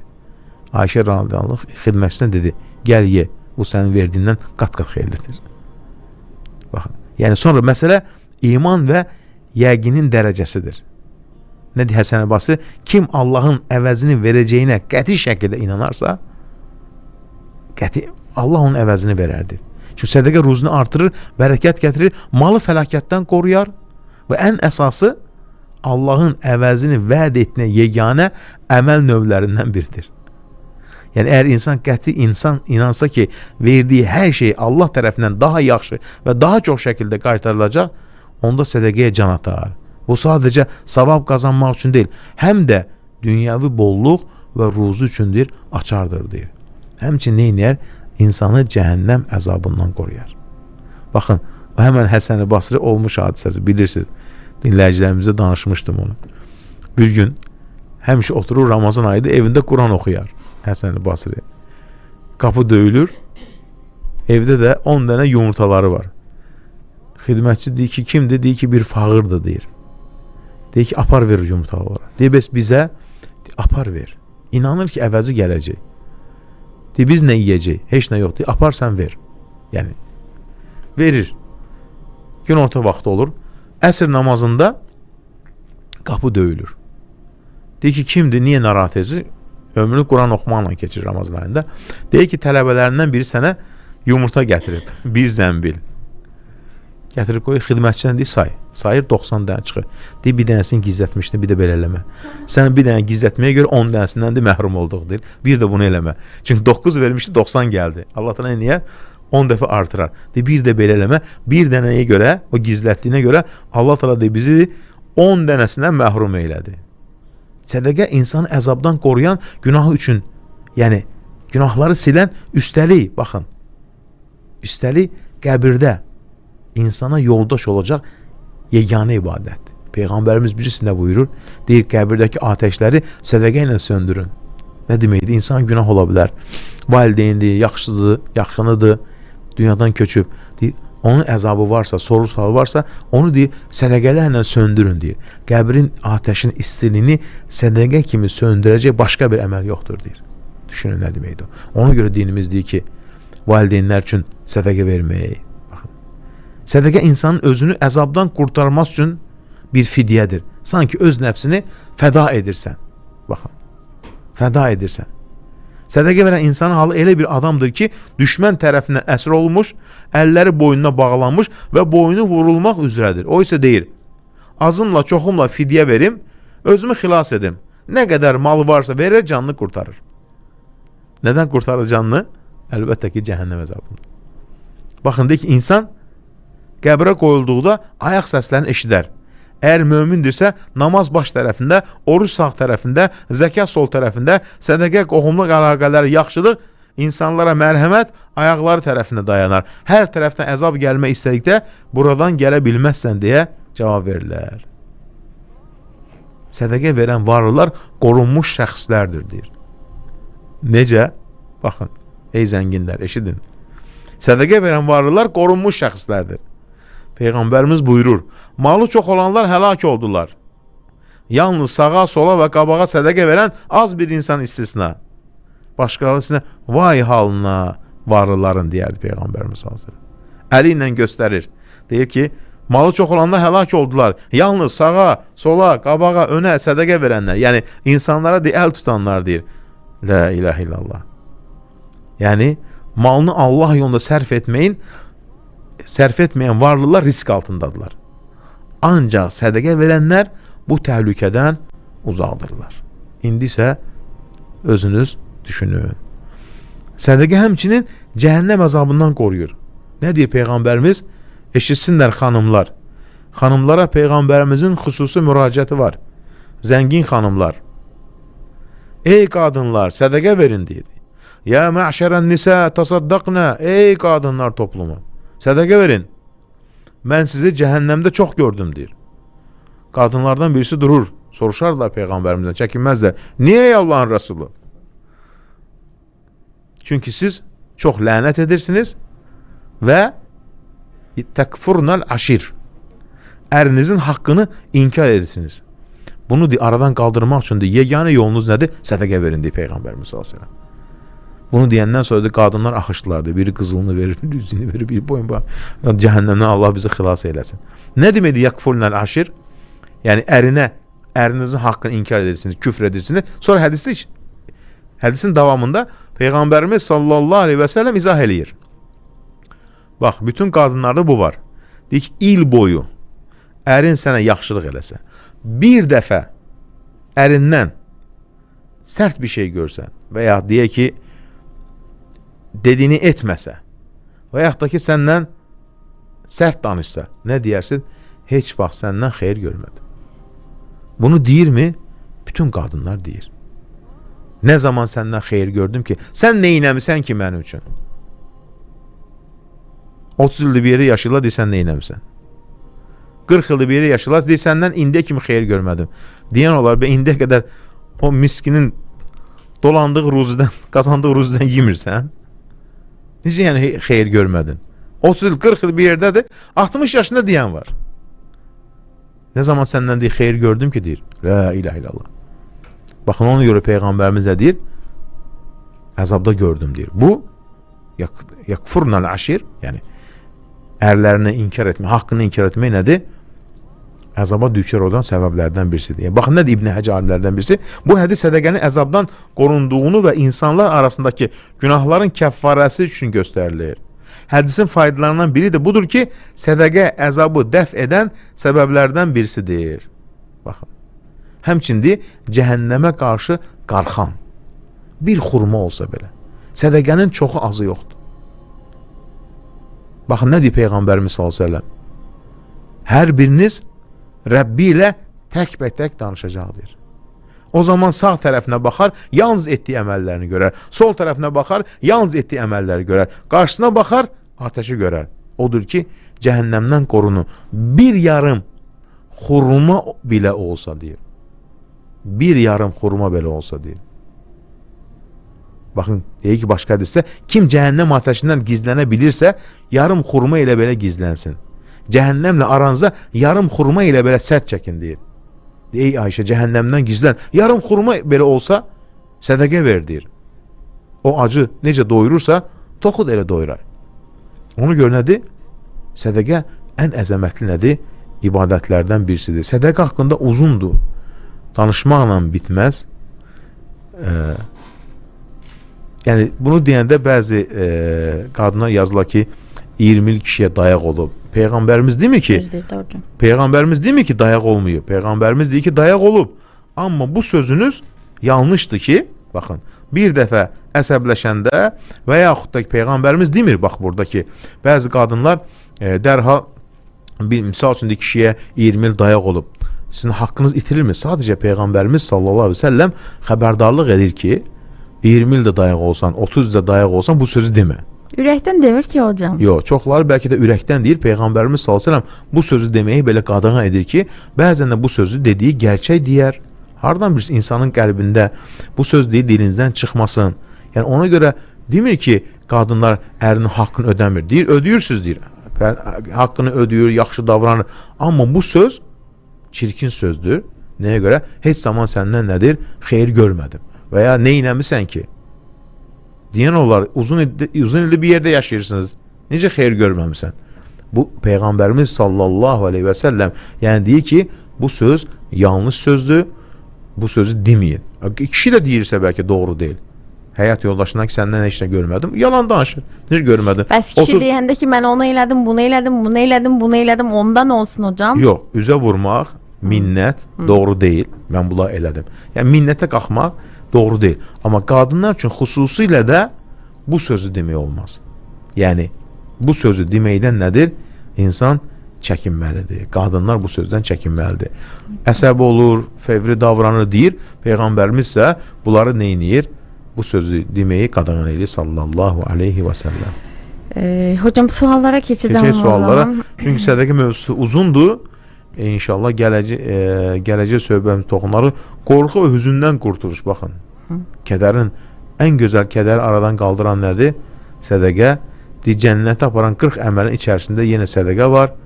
Sədəqə verənlər üçün ayrı bir qapı var. Bitmir. İnşallah. Allah razı olsun. Toxunları bu söhbət. Suallara keçmir, bəli, suallara keçək. Bu sədəqə mövzusu çox genişdir, çox gözəldir. Yavaş-yavaş toxunaq, əməl eləyək. Təkcə dinləmək deyil. Yəni 27-ci gecəyə mən deyərdim ki, 27-ci gecəyə bu gündən gəlin sədəqə ilə hazırlaşaq. Bu gündən 27-ci gecəyə. Yəni bugün 26-cı gecədir. Sabah 26-cı orucu tutacaq. İndidən yaxşı əməllər hazırlaşaq ki, o gecədə ən çox, yəni dualarımızın qəbul olunanlardan olar. Sabah gecədir də onda, hə hocam? Sabah gecə, bəli. Sabah 26-cı orucu tuturuq və 27-ci gecəyə keçirik. Yəni nə qədər çox sədəqə ilə bu gecəyə girsək, düşünün, həm duaların qəbul olunması, həm günahların bağışlanması, bəlkə sənin bütün istəkləri Rəbbin verəcək. Az, sədəqənin baxın, azı çoxu yoxdur. Yəni, çox olan çox verər, simicli yetməz, az olan az verər. Yəni, 1 manat da sədəqə sayılır, 20 qəpik də sədəqə sayılır. İnsan öz büdcəsinə görə. Yəni, o yenə sədəqə sayılır. Baxın, misal üçün, keçən dəfə bir dinləyicimiz mənə yazmışdı. 20 qəpik yığır evində, bir də görür ki 20 manat yığılıb, gedir sədəqə verir. Gözümə görsən bir 20 qəpik yığıram, ehtiyacı olduğu halda. Allah razı olsun. Belə də insanlar var. Allah bol getirsin inşallah. Amin. Allah sizdən razı olsun. Mən hocamızdan bir şey öyrənmək istəyərdim. Bir qadın sevdiyinə qovuşmayıb, başqasına ərə gedir, amma sevdiyini heç unuda bilmir. Hər gün axşam onu düşünür, eyni zamanda həyat yoldaşının da hər istəyini yerinə yetirir, heç bir mövzuda narazı salmır. Yoldaşı da ondan razıdır, amma ürəyi başqasına aiddir. Bu günah mıdır? Bir də hər gün sevdiyinə haqqımı halal etmirəm sözünü deyir ürəyində. O gün olmasın ki, bu sözü deməsin, bu da günahdırmı? Əlbəttə günahdır. Artıq onun əri var, ailəsi var. Deməli, onun evlənməsi onunla xeyirli deyildi. Bunu unutmaq lazımdır. Unutmaq üçün çoxlu Rəbbinə zikr elə, Allahın qəza və qədərinə razı qal. Çünki biz bilmirik xeyri hardadır. Unutmaq lazımdır. Çünki artıq onun əri var, ailəsi var, evladları var. Keçmiş artıq keçmişdə qaldı. Bugünkü gündə edilən ibadətlərimizi Rəbbim qəbul eləsin. Mən Allaha bağlı bir müsəlmanam. Anamla yoldaşım məni çox əsəbləşdirirlər. Qışqırıram, ölü, diri dilə gətirir yoldaşım daha doğrusu. İçki içir, mənə bir məsləhət edin, zəhmət olmasa mən nə edim? Özümün də zob xəstəliyim var və əsəblərimi cilovlaya bilmirəm. Vallahi nə etmək olar? Yəni, ancaq Allaha dua eləmək, Allaha sığınmaq.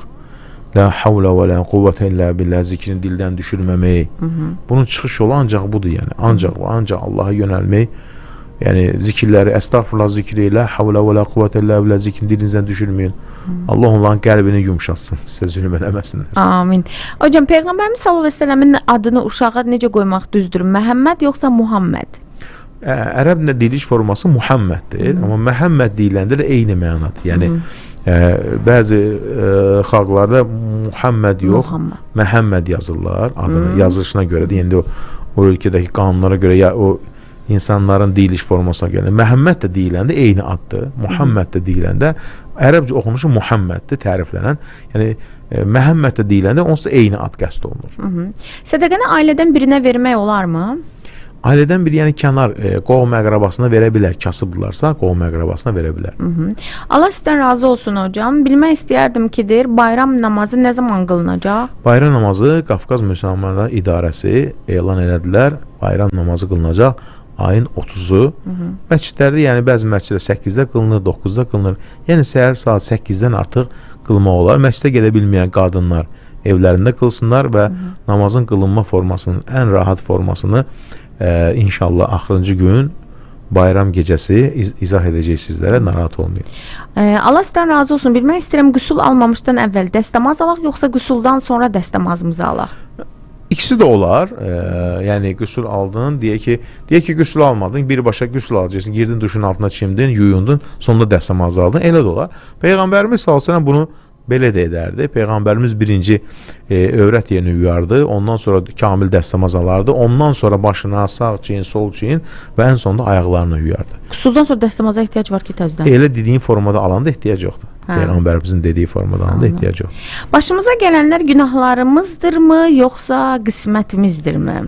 İnsanın başına gələn bəzən günahları ola bilər, bəzən də ki, yəni Allah Taala'dan bir imtahan ola bilər. Əgər insanın günahı yoxdursa, deməli bu bir imtahandır. Yox, günahları varsa, Allah buyurur, fəbimə kəsəbət əydikum.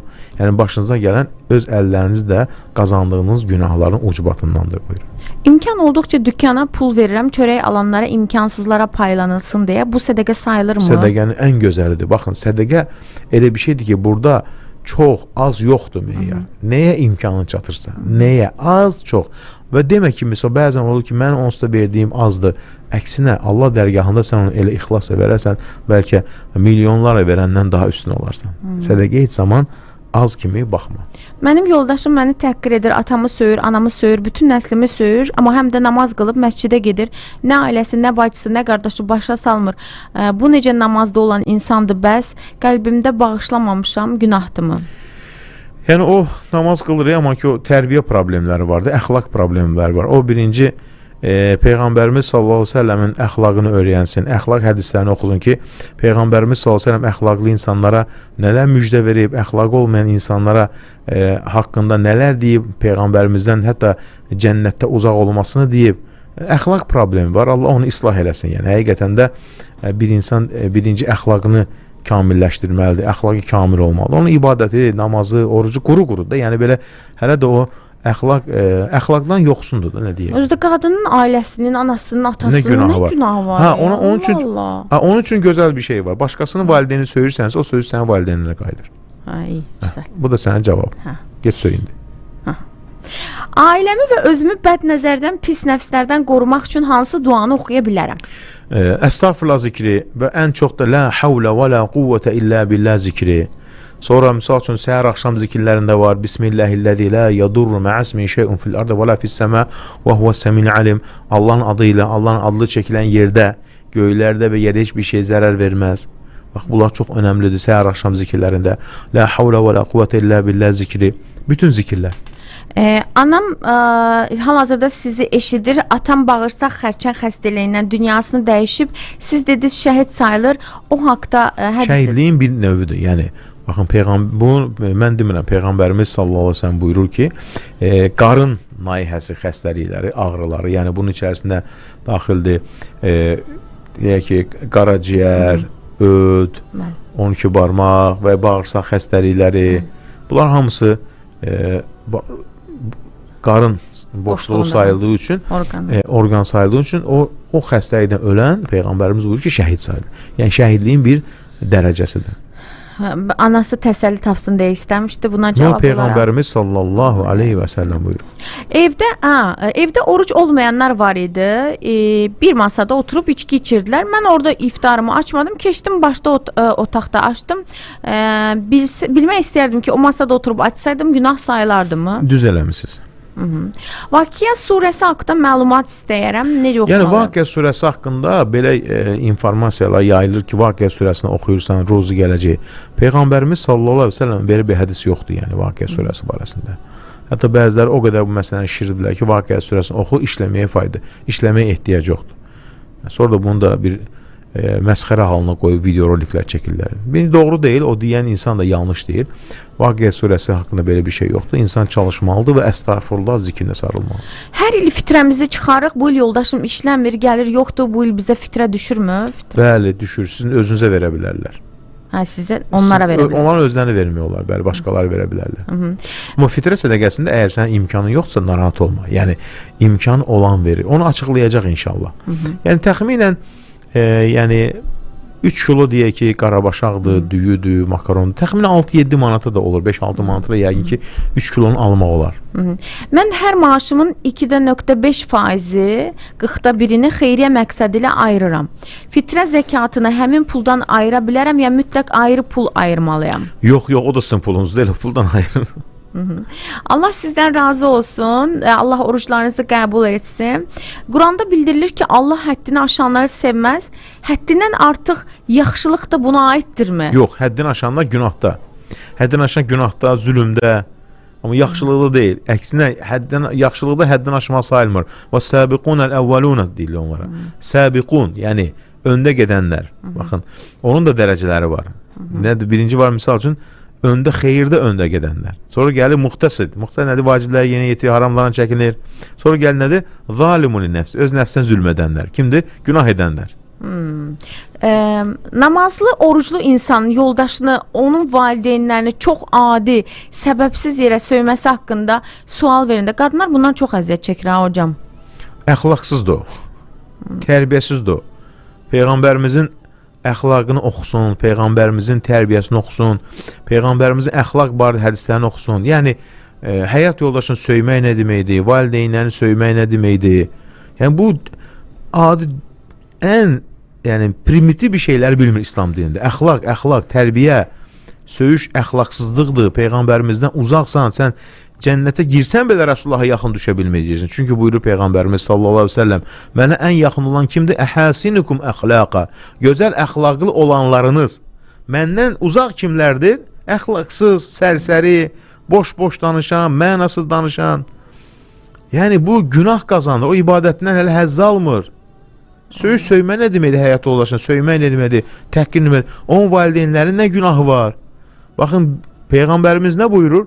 Deyir ki, ən böyük günah nədir? Bir insan başqa bir öz valideynini lənət etməsi. Deyirlər, ya Rasulallah, bir insan öz valideyni necə lənət edə bilər?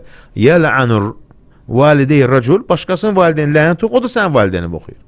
Başqasının valideyni söyür, o da sənin valideyni söyür. Sən səbəb olursan öz valideyninə söyüş söyməyə. Öz valideyninə təhqirə, öz valideyninə lənətə. Yaxşı, həyat yoldaşın deməsə belə bunu, qəlbində sənin valideynlərə qarşı inciliyi olacaq. Deyəcək, sənin valideynlərinə də lənət olsun. Yaxşı olacaq? Ona görə kiminsə, baxın, valideynini söyən öz valideynini söyür. Kiminsə valideyninə lənət oxuyan öz valideynə lənət oxuyur. Valideynlərin nə günahı var? Üçüncü, sən düşünmə ki, valideynin, yəni kiminsə valideyni söydün, Allah bunu unutdu. Yox. Hətta sənin həyat yoldaşın cavab qaytarmır, Allah ona razı olsun, qaytarmasın cavab. Allah ona cavabını qaytaracaq. O da pis qaytaracaq cavab. O evlatların da böyüyəcəklər, səni söyəcəklər, səni təhqir edəcəklər evlatların. Sənə lənət oxuyacaqlar və bu dünyadan köçəndən sonra o evlatların sənin lənətlənmənə səbəb olacaq. Yiyəcəklər başqasının valideyninə, onlar da sən qəbirdə onlar səni söyəcəklər. Al cavabını indi. Bundan sonra reklam.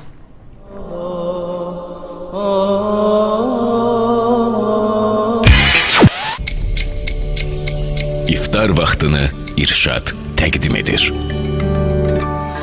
25 Mart Ramazan ayının 25-ci günü. Bakı üçün iftar vaxtı 19:12. Dua dua vaxtıdır və ilahiyyatçımız Yaşar Qurbanovu dinləyirsiniz. Hocam, sualları səsləndirinmi yavaş-yavaş? Bəli, Rəbbimizə şükürlər olsun. İnşallah dua haqqında sabah daha geniş danışacaq. Yəni Qədir gecəsi ehtimal olunan gecədə, sabahki gecə Qədir gecəsi ehtimal olunan ən yəni möhtəşəm gecə gəlir. Bugün də ibadətlər eləyək. Ramazanın son 10 günüdür. Bir şey mən qeyd edeyim, bunu çox soruşur dinləyicilərimiz ki, oruç tutmayan fitrə sədəqəsi çıxarırmı deyə, oruç tutmayan. Baxın, baxır orucu nəyə görə tutmur? Əgər xəstəlikdən tutmursa, onun qəzasını tutacaq, o fitrə çıxardır. Və yaxud da ki, xəstədir, oruç tutmur, daimi xəstəlikdir və ya yaşlı insandır, imkanı varsa o çıxardır. Amma səbəbsiz yerə tutmayıbsa, yəni səbəbsiz yerə tutmayıbsa, o fitrə sədəqəsi çıxarmır. Çünki nəyə görə? Fitrə sədəqəsi oruca bağlı bir ibadətdir. Nə üçündür? Birinci, orucdakı qüsurları aradan qaldırmaq və bir də kasıbları, fağırları sevindirmək. Allah sizdən razı olsun deyir. Bilmək istəyərdim ki, namazın fərzləri neçədir və hansıları namazda səcdə zamanı alın yerə tam dəyməzsə namaz batil olurmu? Namaz qılarkən səhvən rükət sayı artırılarsa nə etmək lazımdır? Səhvən rükət sayı artırılarsa, onda namazın sonunda səhv səcdə edir. Səhv səcdə edir 2 dəfə, namazı bitirir. Yəni alın bəli yerə dəyməlidir. Namazda ümumiyyətlə 7 əza Peyğəmbərimiz buyurur ki, yerə dəyməlidir. Alındır, əlin içidir, 2 dizlərdir və bir də barmaqların uclarıdır. Bunlar mütləq dəyməlidir yerə. Səhvən rükət sayı artırılarsa nə etmək? Səhvən məsələn deyək ki, birdən yadına düşür ki, misal 4 rükət namaz 5 rükət qılıb. Onda axırda səhv səcdə edir. Artanda da səhv səcdə edir. Nəysə az edəndə də əlavə qılır, səhv səcdə edir. Allah razı olsun. Duha namazının faydaları haqqında deyə bilərsinizmi hocam? Duha namazının faydası birinci olaraq ən böyük şükürdür. Çünki Peyğəmbərimiz sallallahu buyurur ki, Allah təala insanı 360 deyir, oynaq sümüyünə yaradıb və onların da şükrü nədir? Əlbəttə ki, deyir, şükrü nədir? Duha namazı. Duha namazı sanki deyir əvvabin, salatul əvvabin. Əvvab nə deməkdir? Tez-tez Allaha qayıdan, tövbəkarların namazıdır. Həm Allah təala şükürdür ki, yeni günə başlamısan, həyatdasan. Şükür və tövbəkarların namazı deyə Peyğəmbərimiz sallallahu əleyhi və səlləm buyurur. Və üstəlik savabı da böyükdür, əlbəttə ki. Allah sizdən razı olsun. Savabını deyək. Savabını Peyğəmbərimiz buyurur ki, Allah təala buyurur qüdsə hədisdə: "Ya ibn Ədəm, ey Adəm evladı, günün əvvəlində mənim üçün 4 rükət namaz qıl ki, günün sonuna qədər sənə kifayət olum, səni qoruyum." Ona görə 2 də qılmaq olar, 4 qılsa daha yaxşıdır.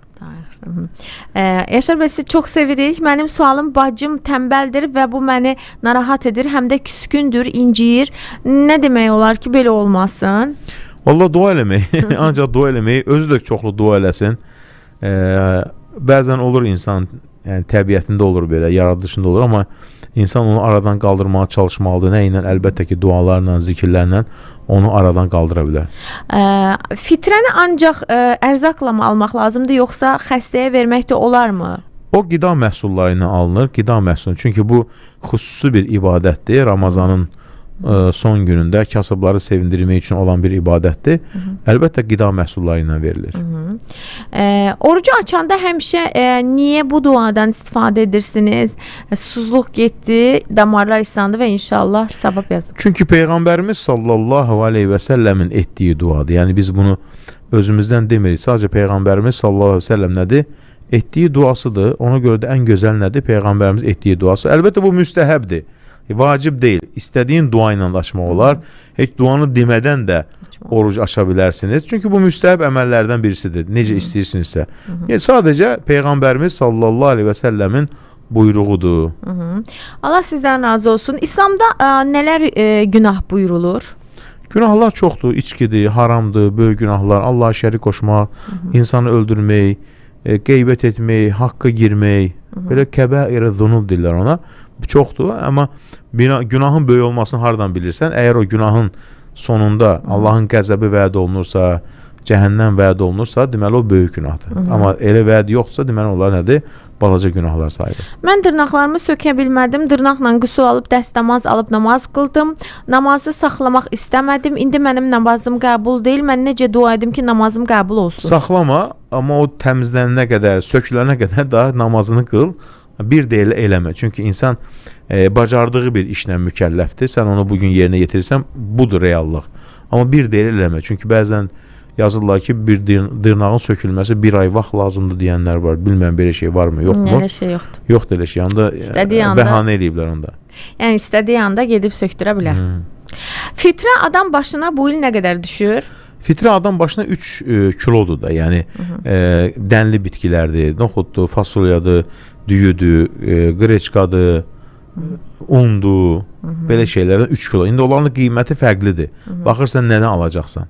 Yəni, orta götürürlər, təxminən götürülür 5-6 manat, 7 manat. Yəni baxır imkana görə. Çox versən yenə də savabdır. Oy, uzun bir şeydir, amma oxumağımı istəyir. İftara yaxın oxuyun ki, ailəm eşitsin. Mənim həyat yoldaşım çox bədbinliyə qapılan adamdır. Əlhəmdülillah, evimiz, maşınımız var, sağlam övladlarımız var, yaşayışımız da yaxşıdır. Özüm işləyirəm, şükür Rəbbimə, ruzumuzu heç əsirgəmir. Amma yoldaşım sanki bədbəxt olmaq üçün bəhanə axtarır. Ev işlərində də ona çox yardım edirəm. Ailəmdən kənarda 1 manat xərcləyən deyiləm. Qazancımı ailəmdən heç vaxt gizlətmərəm. İnanın, hər gün xəyal edirəm ki, bugün evə gedəndə qapını üzümə gülə-gülə açacaq, amma olmur. Bəzən qapının arxasında dayanıb düşünürəm ki, bəlkə girməyim. Yenə deyirəm ki, lənət şeytana. Yenə eyni mənzərə. Şükür Rəbbimə imanlı biriyəm. Orucum, namazım yerindədir və bilirəm ki, səbr etməyimə görə Allahın mükafatımı verəcək. Amma onu çox sevirəm. Elə buna görə də narahatam ki, mən səbr edib savab qazandıqca o günah qazanırmı? Onun günahkar biri olmasını heç istəmirəm. Amma nə qədər deyirəm, gözəlliklə, şirinliklə hər yolla çalışıram ki, onu bu xasiyyətindən uzaqlaşdırım. Alınmır ki, alınmır. Xahiş edirəm biraz. Siz tövsiyə edin. Bəlkə köməyiniz dəyər. Təşəkkür edirəm. Əlbəttə ki, qadının da üzərinə düşən böyük vəzifələr var. Peyğəmbərimiz sallallahu aleyhi və səlləm yazan budur. Tanıdı mı dinləyicimizi? Hər zaman mənə yazan, Allah razı olsun. Qadının da üzərinə düşən böyük bir məsuliyyət var. Peyğəmbərimiz sallallahu aleyhi və səlləm buyurur ki, əgər qadın 5 vaxt namazını qılarsa, ibadət yerinə yetirərsə, Rəbbinə ərinə itaət edərsə, o cənnətin istədiyi qapısından girəcək. Həqiqətən də belədir. Rahatdır qadınlar üçün cənnətə girmək. Yəni, qadın ərini xoş üzlə qarşılamalıdır, gülər üzlə qarşılamalıdır. Da nə istəyirsən, eyvallah, hər şey də var yəni. Nankörluqdur. O qadınlara tövsiyəm nədir? Tövsiyə odur ki, həqiqətən bu nemət əlindən çıxandan sonra bir gün peşman olacaqsan və o peşmançılıq fayda verməyəcək. Çünki çox mənə suallar yazırlar bu məsələdə ki, misal üçün, ərimə qarşı çox nankör oldum, ərimi incitdim, amma sonra ailəmiz dayıldı. Eləsi yazır ki, əlim dünyasını dəyişdi. İndi isə təmənnisi odur ki, kaş o ər onun yanında olardı, onun sözünə baxardı. Yəni, neməti itəndən sonra gec olacaq. Allah təala nemətləri verir, amma görəndə ki, nankörlük olur, bir gün o neməti onun əlinə ala bilər. Ona görə qadınlar Allahdan qorxsun, o böyük günah içərisindədir. Gülər üz qarşıla, gözəl qarşıla. Yəni, səndən bunu qarşılamaq, gülər üz qarşılamaq sənin vacibdir üzərinə düşən. Yəni, bunu sən Allah təala nə hesab edəcəksən axirətdə? Ər də səbirli olsun. Olur da belə insan. Amma əri də səbirli olsa, Allah onun evlatlarından verəcək. Yəni, Peyğəmbərimiz sallallahu əleyhi və səlləm buyurur ki, düzdür, bu hədis tam ona aid deyil, amma ki, bu da ona daxildir. Deyir ki, yəni, bir mömin başqa bir mömində sevmədiyi bir şey görsə, səbirli olsun, mütləq başqa bir gözəl xüsusiyyət vardır və Allah təala onun evlatlarında verə bilər. Yəni, əgər o səbirli olsa, Allah onun evlatlarında verər. Baxın, bir nəfər bizə danışmışdı, deyir ki, olmuş bir hadisə, Mədinə əhlindən birisi, evinə getdim, evinə gedərkən deyir, qonaq getmişdim, tanış birisi, onun evladı məni qarşıladı, evladının qarşılaması, evladının tərbiyəsi, oğlan uşağının tərbiyəsi, yəni qonaqlarla davranması, heyran oldu onun əxlaqına. Yəni, dözmədim, dedim deyir. Yəni, dedim ki, bu əxlaqı sən necə yetişdirmirsən? Yəni, belə bir əxlaq, belə bir tərbiyə. Dedi ki, bilirsən nəyə görədir? Deyir, nədir? Deyir, mən səbr etdim. Deyir, nəyə görə? Peyğəmbərimizin hədisi var, yəni qadının sərtliyinə kim dözərsə, Allah onun evlatlarından verər.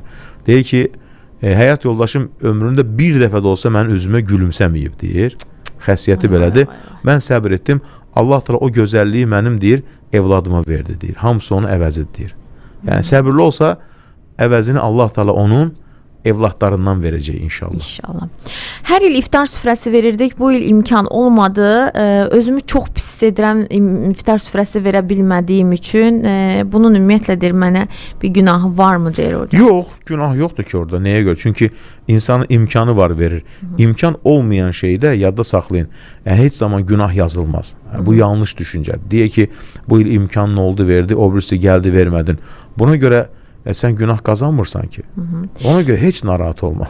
Ot biçəndə indicə əlini kəsib, yod vurublar, sarıyıblar, orucu batil edirmi? Orucu batil deyil, narahat olmasın.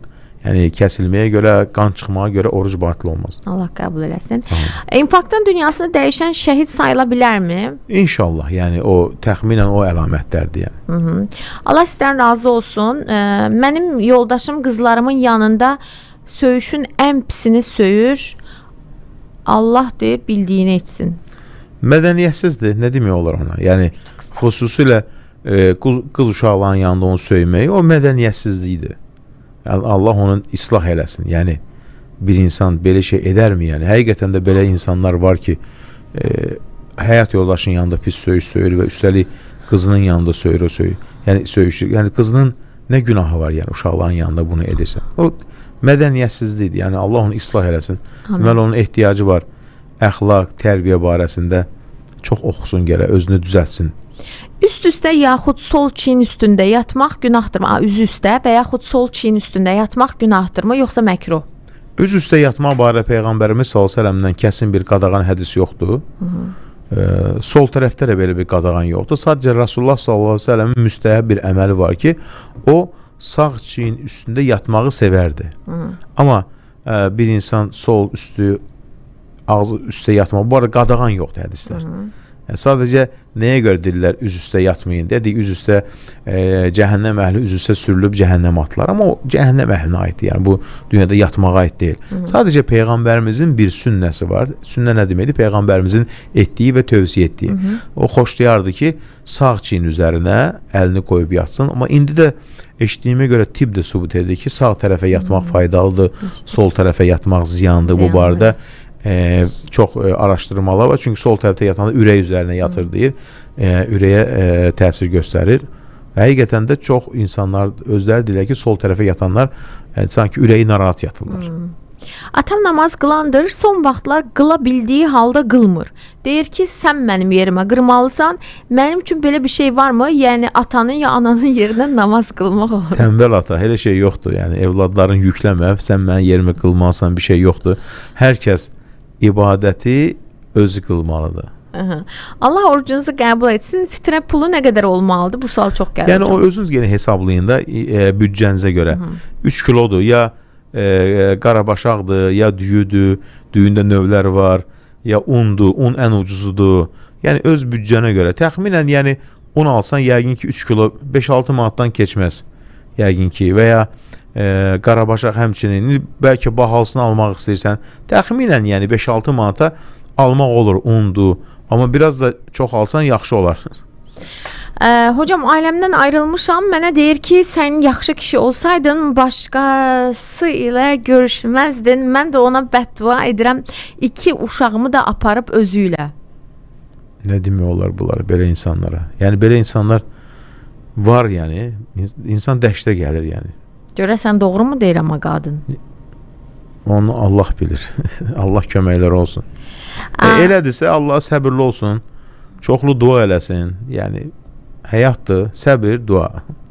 Otağın qiblə hissəsində evin rəhmətə getmiş sahibinin rəsmi asılı. Bu otaqda namaz qılmaq olarmı və ya şəklin orada olması nə qədər düzgündür? Bizə dedilər olmaz, çıxartdırdılar şəkli. Namaz qılmaq yəni olar, amma yaxşı olar ki, divarda şəkil olmayan bir evdə qılsın, otaqda qılsın. Amma başqaca imkan yoxdursa eyib etməz. Uşağı ataya göstərməyənin aqibəti necə olacaq? Dünən danışdıq onu o barədə ki, Peyğəmbərimiz s.ə.v hədisi var. Bu həm kişilərə aid, həm qadınlara aiddir.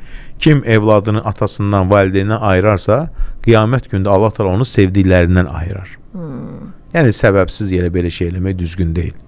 Yəni nə mənada misal üçün ayırar, bəzisi misal üçün heç deyək ki, boşanıblar, uşaq məhkəmə qərarı ilə ya atada qal, ya anada qal, sonra bir-birinə göstərmirlər, doğru deyil. Və bu ayırmağa girir. Nəyə görə? Çünki uşağı görmək onun haqqıdır. Evdə yalnız mən oruç tuturam. Fitrə yalnız oruç tutana aiddirmi? Yoxsa mən özümə görə fitrə çıxartmalıyam? Yoldaşım və oğluma görə də mi çıxartmalıyam fitrəni?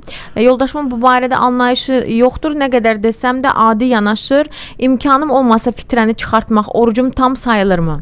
Əgər imkanınız yoxdursa, sizin orucunuz tam sayılır. Orucu tutan çıxardır. Bir də ki, evdə uşaqların yerinə, hamısının yerinə fitrə sədəqəsi çıxardılır. Evdə olan körpə, böyük, hamısının yerinə çıxardılır. Sadəcə burada oruc tutmayıb nəyə görə? Misal üçün deyək ki, xəstədir, oruc tutmayıb, qəzasını tutacaq, fitrə çıxardır. Və yaxud da ki, daimi xəstəlikdir, tuta bilmir, yaşlı nənədir, yaşlı anadır və yaxud da ki, xroniki xəstəlikdir, onlar da fit verirlər. Nəyə görə? Çünki bunların tutmaması üçün səbəb var. Amma səbəbsiz yeri tutmayan o fitrə verir. Çünki nəyə görə? Fitrənin məsələsi nədir? Orucda olan qüsurları aradan qaldırmaq və bir də kasıbları sevindirmək. Hə, oruc tutmayan üçün çıxartmaz da. Hə. Amma səbəbsiz yerə tutmayan. Səbəbi olursa, yox, onlar çıxardırlar. Ona layiq deyil yəni. Allah namazınızı, orucunuzu qəbul etsin. Mən özüm işləmirəm, yoldaşım işləyir, ancaq yoldaşım oruç tutmur. Mən və uşaqlar oruç tuturuq. Bilmək istirdim, mən yoldaşıma demədən onun aylıq maaşından götürüb fitrə pulu çıxara bilərəmmi?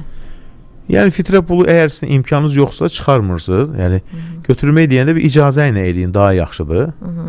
Özünüz yerinə çıxsınlar, uşaqların yerinə çıxsınlar. Yəni bunu özünüz yəni razılıqla olsun. Amma sizin imkanınız olmasa belə, siz günah sayılmır ki. Bu şey də yanlışdır. Baxın, bunu elə söhbət düşdü, danışaq. Bəzən də yanlış fətva verirlər ki, əgər oruç tutan fitrəsini verməyibsə, orucu qəbul deyil, bu yanlışdır. Çünki nəyə görə? Fitrə verməməyi. Hətta bir insan, baxın, bir insan bilə-bilə vermədi. Günah qazanır, amma orucu batil deyil. Amma demək ki, əgər sənin imkanın ola-ola fitrəni vermədinsə, orucun batildir, bu fetvanın özü batildir. Bu özü yanlışdır, belə şey yoxdur. Çünki oruc başqa ibadət, fitrə sədəqəsi başqa ibadət. Yolda olarkən dəstəmazsız Ayətül Kürsünü əzbərdən oxuya bilərəmmi? Əlbəttə ki, oxuya bilər. Heç bir problem yoxdur. Yəni, belə əzbərdən oxumaq üçün ehtiyac yoxdur dəstəmaz. 52 bu sual oxuya bilmərəm, üzr istəyin. İslamda çox gözəl qanunlar var və Allahın buyruqları var. Sizə çox təşəkkür edirəm ki, İslamı bizə sevdirirsiniz, asanlaşdırırsınız.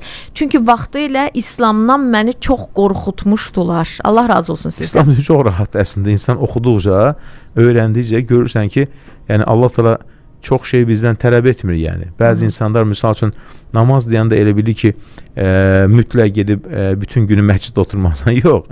Namazını qıldın, işinə get. Həkimdir, mühəndisdir, vəzifəli şəxsdir. Namazını qılır, hərəsi öz işində. Yəni hər kəsin öz sahəsi.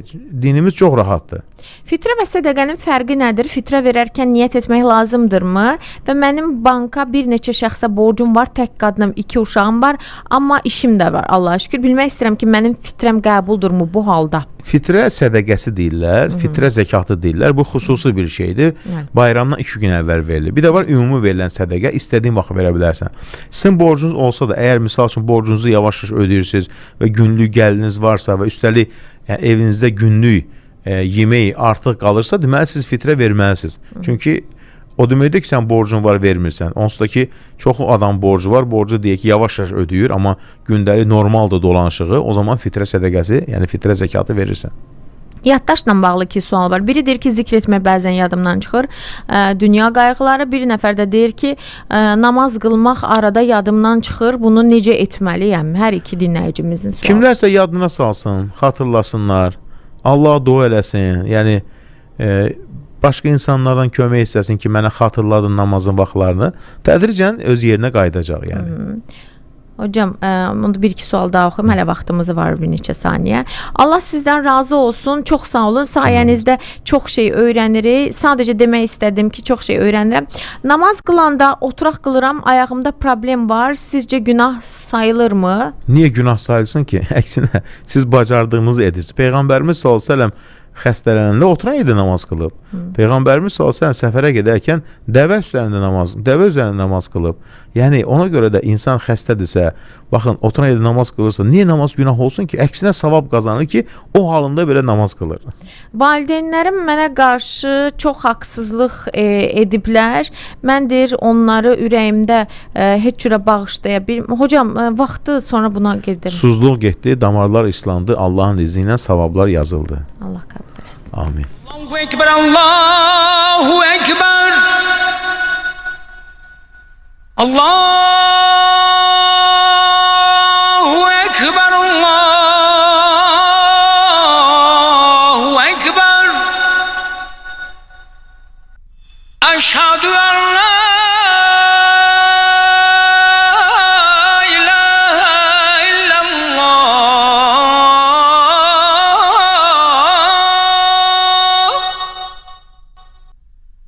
أشهد أن لا إله إلا الله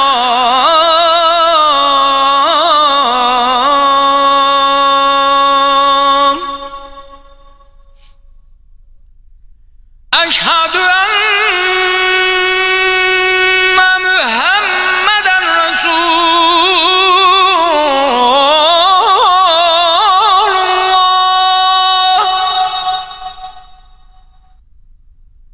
أشهد أن محمدا رسول الله هيا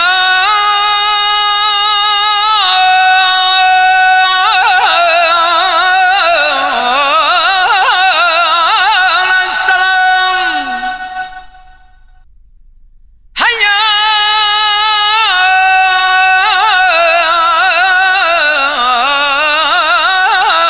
على السلام هيا على السلام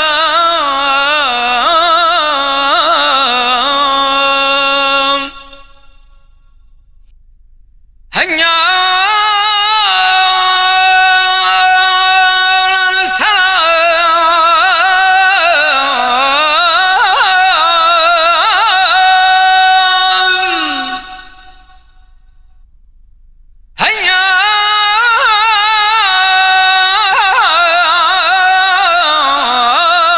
على الفلاح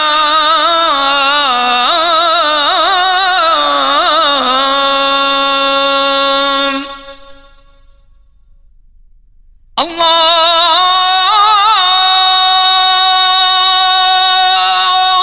أكبر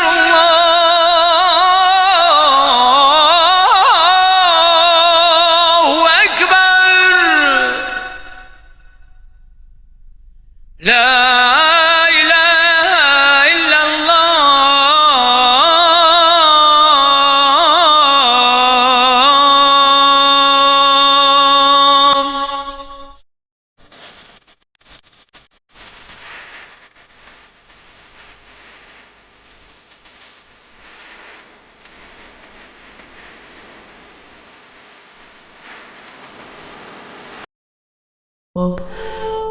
Rəbbimizə şükürlər olsun, uca Rəbbimiz dualarımızı qəbul eləsin, oruclarımızı qəbul eləsin. Həqiqətən ən gözəl günləri yaşayırıq bu gözəl vətənimizdə, əmin-amanlıq yurdunda. Uca Rəbbimiz bu gözəl vətənimizi qorusun, dualarımızı qəbul eləsin. Amin deyək, dua eləyək, amin deyək, amin deyən dillər var olsun. Allahım, həmdin təkcə sənə məxsusiyyət naminə səndən diləyirik. Səndən başqa ibadətə haqq məbud yoxdur, təksən, heç bir şərikin yoxdur. Lütfükar və səxavətlisən, ey səmaların yerin xaliqi, ya Zəlcəlal və İkram, ya Hayy ya Qayyum. Allahım, səndən diləyirik. Səni əzəmətli adlarınla səndən istəyirik. Şəhadət edirik sən Allahsan, səndən başqa ibadətə haqq məbud yoxdur. Sən təksən, heç kəsə möhtac qalmayan, doğmayıb, doğulmayan və tayı bənzəri olmayansan. Sənin sonsuz salamın, xeyirduan olsun Peyğəmbərimizə, onun əhl-i beytinə. Ya Allah, ya Qadir, ya Vahid, ya Mevla, ya Muqtedir, ya Muhit, ya Muhsin, ya Cemil, ya Cevvad, ya Muheymin. Sənin gözəl adlarınla səndən istəyirik. Səndən başqa ibadətlə haqq məbud yoxdur. Sən paksan, müqəddəssən, naqisliklərə uzaqsan. Biz isə günahlarla öz nəfsimizə zülm etmişik. Ey aləmdə rəhmət olan uca Rəbbimiz, sənə möhtac qul kimi səndən istəyirik. Sənə təslim oldu, sənə döndü. Günahları bağışlayan və qullarını ən çox sevən sənsən. Bizi əff eylə. Sənin qəzəbinə olan hər xırda günahımıza görə tövbə edirik. Tövbələrimizi qəbul eylə, bizləri bağışla. Ey Rəbbimiz, əllərimizi açmışıq. Bu gözəl gecədə sənə dualar edirik. Sən dualarımızı qəbul eylə. Biz aciz qullarını sevindir, ey Rəbbimiz. Ey ehtiyacları yerinə yetirən Rəbbimiz. Ey çətinlikləri aradan qaldıran, ey duaları qəbul edən, ey günahları bağışlayan, bizə afiyyət bəxş eylə. Bizdən günahlarımızı sil, dərdlərimizi aradan qaldır, qəlbimizi genişləndir, vəziyyətimizi düzəlt, arzularımızı həyata keçir, xəstəmizə şəfa ver, dünyasını dəyişənlə rəhm eylə, qəlbimizi sevindir və bizi həm dünyada, həm axirətdə də qəbul olunanlardan eylə dərgahında. Ey rəhimlərin ən rəhimlisi, bizə öz mərhəmətinlə davran. Ey ruzu verən, ey kərim olan Allah, bizə halal, pak, bərəkətli ruzu ver. Elə ruzu ver ki, ondan sonra nə yorğunluq, nə də məşəqqət olsun. Ey Rəbbimiz, səndən istəyirik bu gözəl gecədə. Dualarımızı qəbul eylə. Ey əzəmətli adlar sahibi, ya Rahim, ya Qafur, ya Rahman, ya Qarib, ya Mucib. Sənə dualar edirik, dualarımızı qəbul eylə. Ey Rəbbimiz, sən şahidsən ki, bu əminamanlıq yurdu olan vətənimizdə, Azərbaycanımızda sənə dualar edirik. Ey Rəbbimiz, sənin adını uca tuturuq, oruclar tuturuq, namazlar qılırıq. Ey Rəbbimiz, bu gözəl vətənimizi qoru, əminamanlığımız, müstəqimiz daimi olsun, sən bizim dövlətçiliyimizi qoru, üç rəngli bayrağımız həmişə yüksəklərə dalğalansın. Sən bizim bu gözəl vətənimizi məhkur düşmənlərin hilələrindən qoru. Sən öz əzəmətli gücünü, qüdrətini düşmənlərimiz və havadarlar üzərində göstər. Ey Rəbbimiz, əskərlərimizi qoru, onlara güc, qüvvət ver, şəhidlərimizə qəni-qəni rəhmət eylə. Ey Rəbbimiz, sən bizi rəhbərimiz, ilham elib cənablarını qoru, işlərini müvəffəq elə, uzun ömürlər bəxş elə. Ey Rəbbimiz, ey sıxıntılarımızı, problemlərimizi bizdən daha yaxşı bilən Rəbbimiz, aç rəhmət qapılarını üzümüzə. Ya Ərhəmər Rahimin, sən bizim övladlarımızdan dünya və axirət sevincini, xoşbəxtliyini əksik etmə. Ya Həfiz, sən bizi pis xəstəliklərdən, sağalmaz xəstəliklərdən qoru, xəstələrimizə şəfa ver. Ey Rəbbimiz, övladı olmayanlara gözlərin nuru olacaq xeyirli övladlar ver. Subaylarımıza evlilik qapısını aç, ey Rəbbimiz.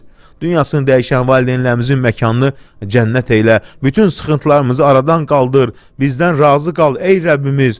Bu gözəl gecədə, Ramazan gecəsində ruzumuzu bol bərəkətli eylə. Ev olmayanlara gözəl geniş ev nəsib eylə. Evlənməyənlərə ailə qurbağı nəsib eylə. Ey Rəbbimiz, borcu olanların borclarını ödəməyə yardım eylə. Ey Rəbbimiz, qəribdə, uzaqda olan soydaşlarımızı qoru, ey Rəbbimiz. Vətən həsrətində olanları qoru, ey Rəbbimiz. Həbsdə olanların da qapısını aç, ey Rəbbimiz. Ey Rəbbimiz, səndən hidayət, sənin qorxunu, iffətli və zəngin olmağı diləyirik. Ya Rabbəl aləmin, sənə dualar etdik, dualarımızı qəbul eylə. Tez və gec olan, bildiyimiz və bilmədiyimiz bütün xeyirləri səndən diləyir. Tez və gec olan, bildiyimiz və bilmədiyimiz bütün şərlərdən sənə sığınırıq.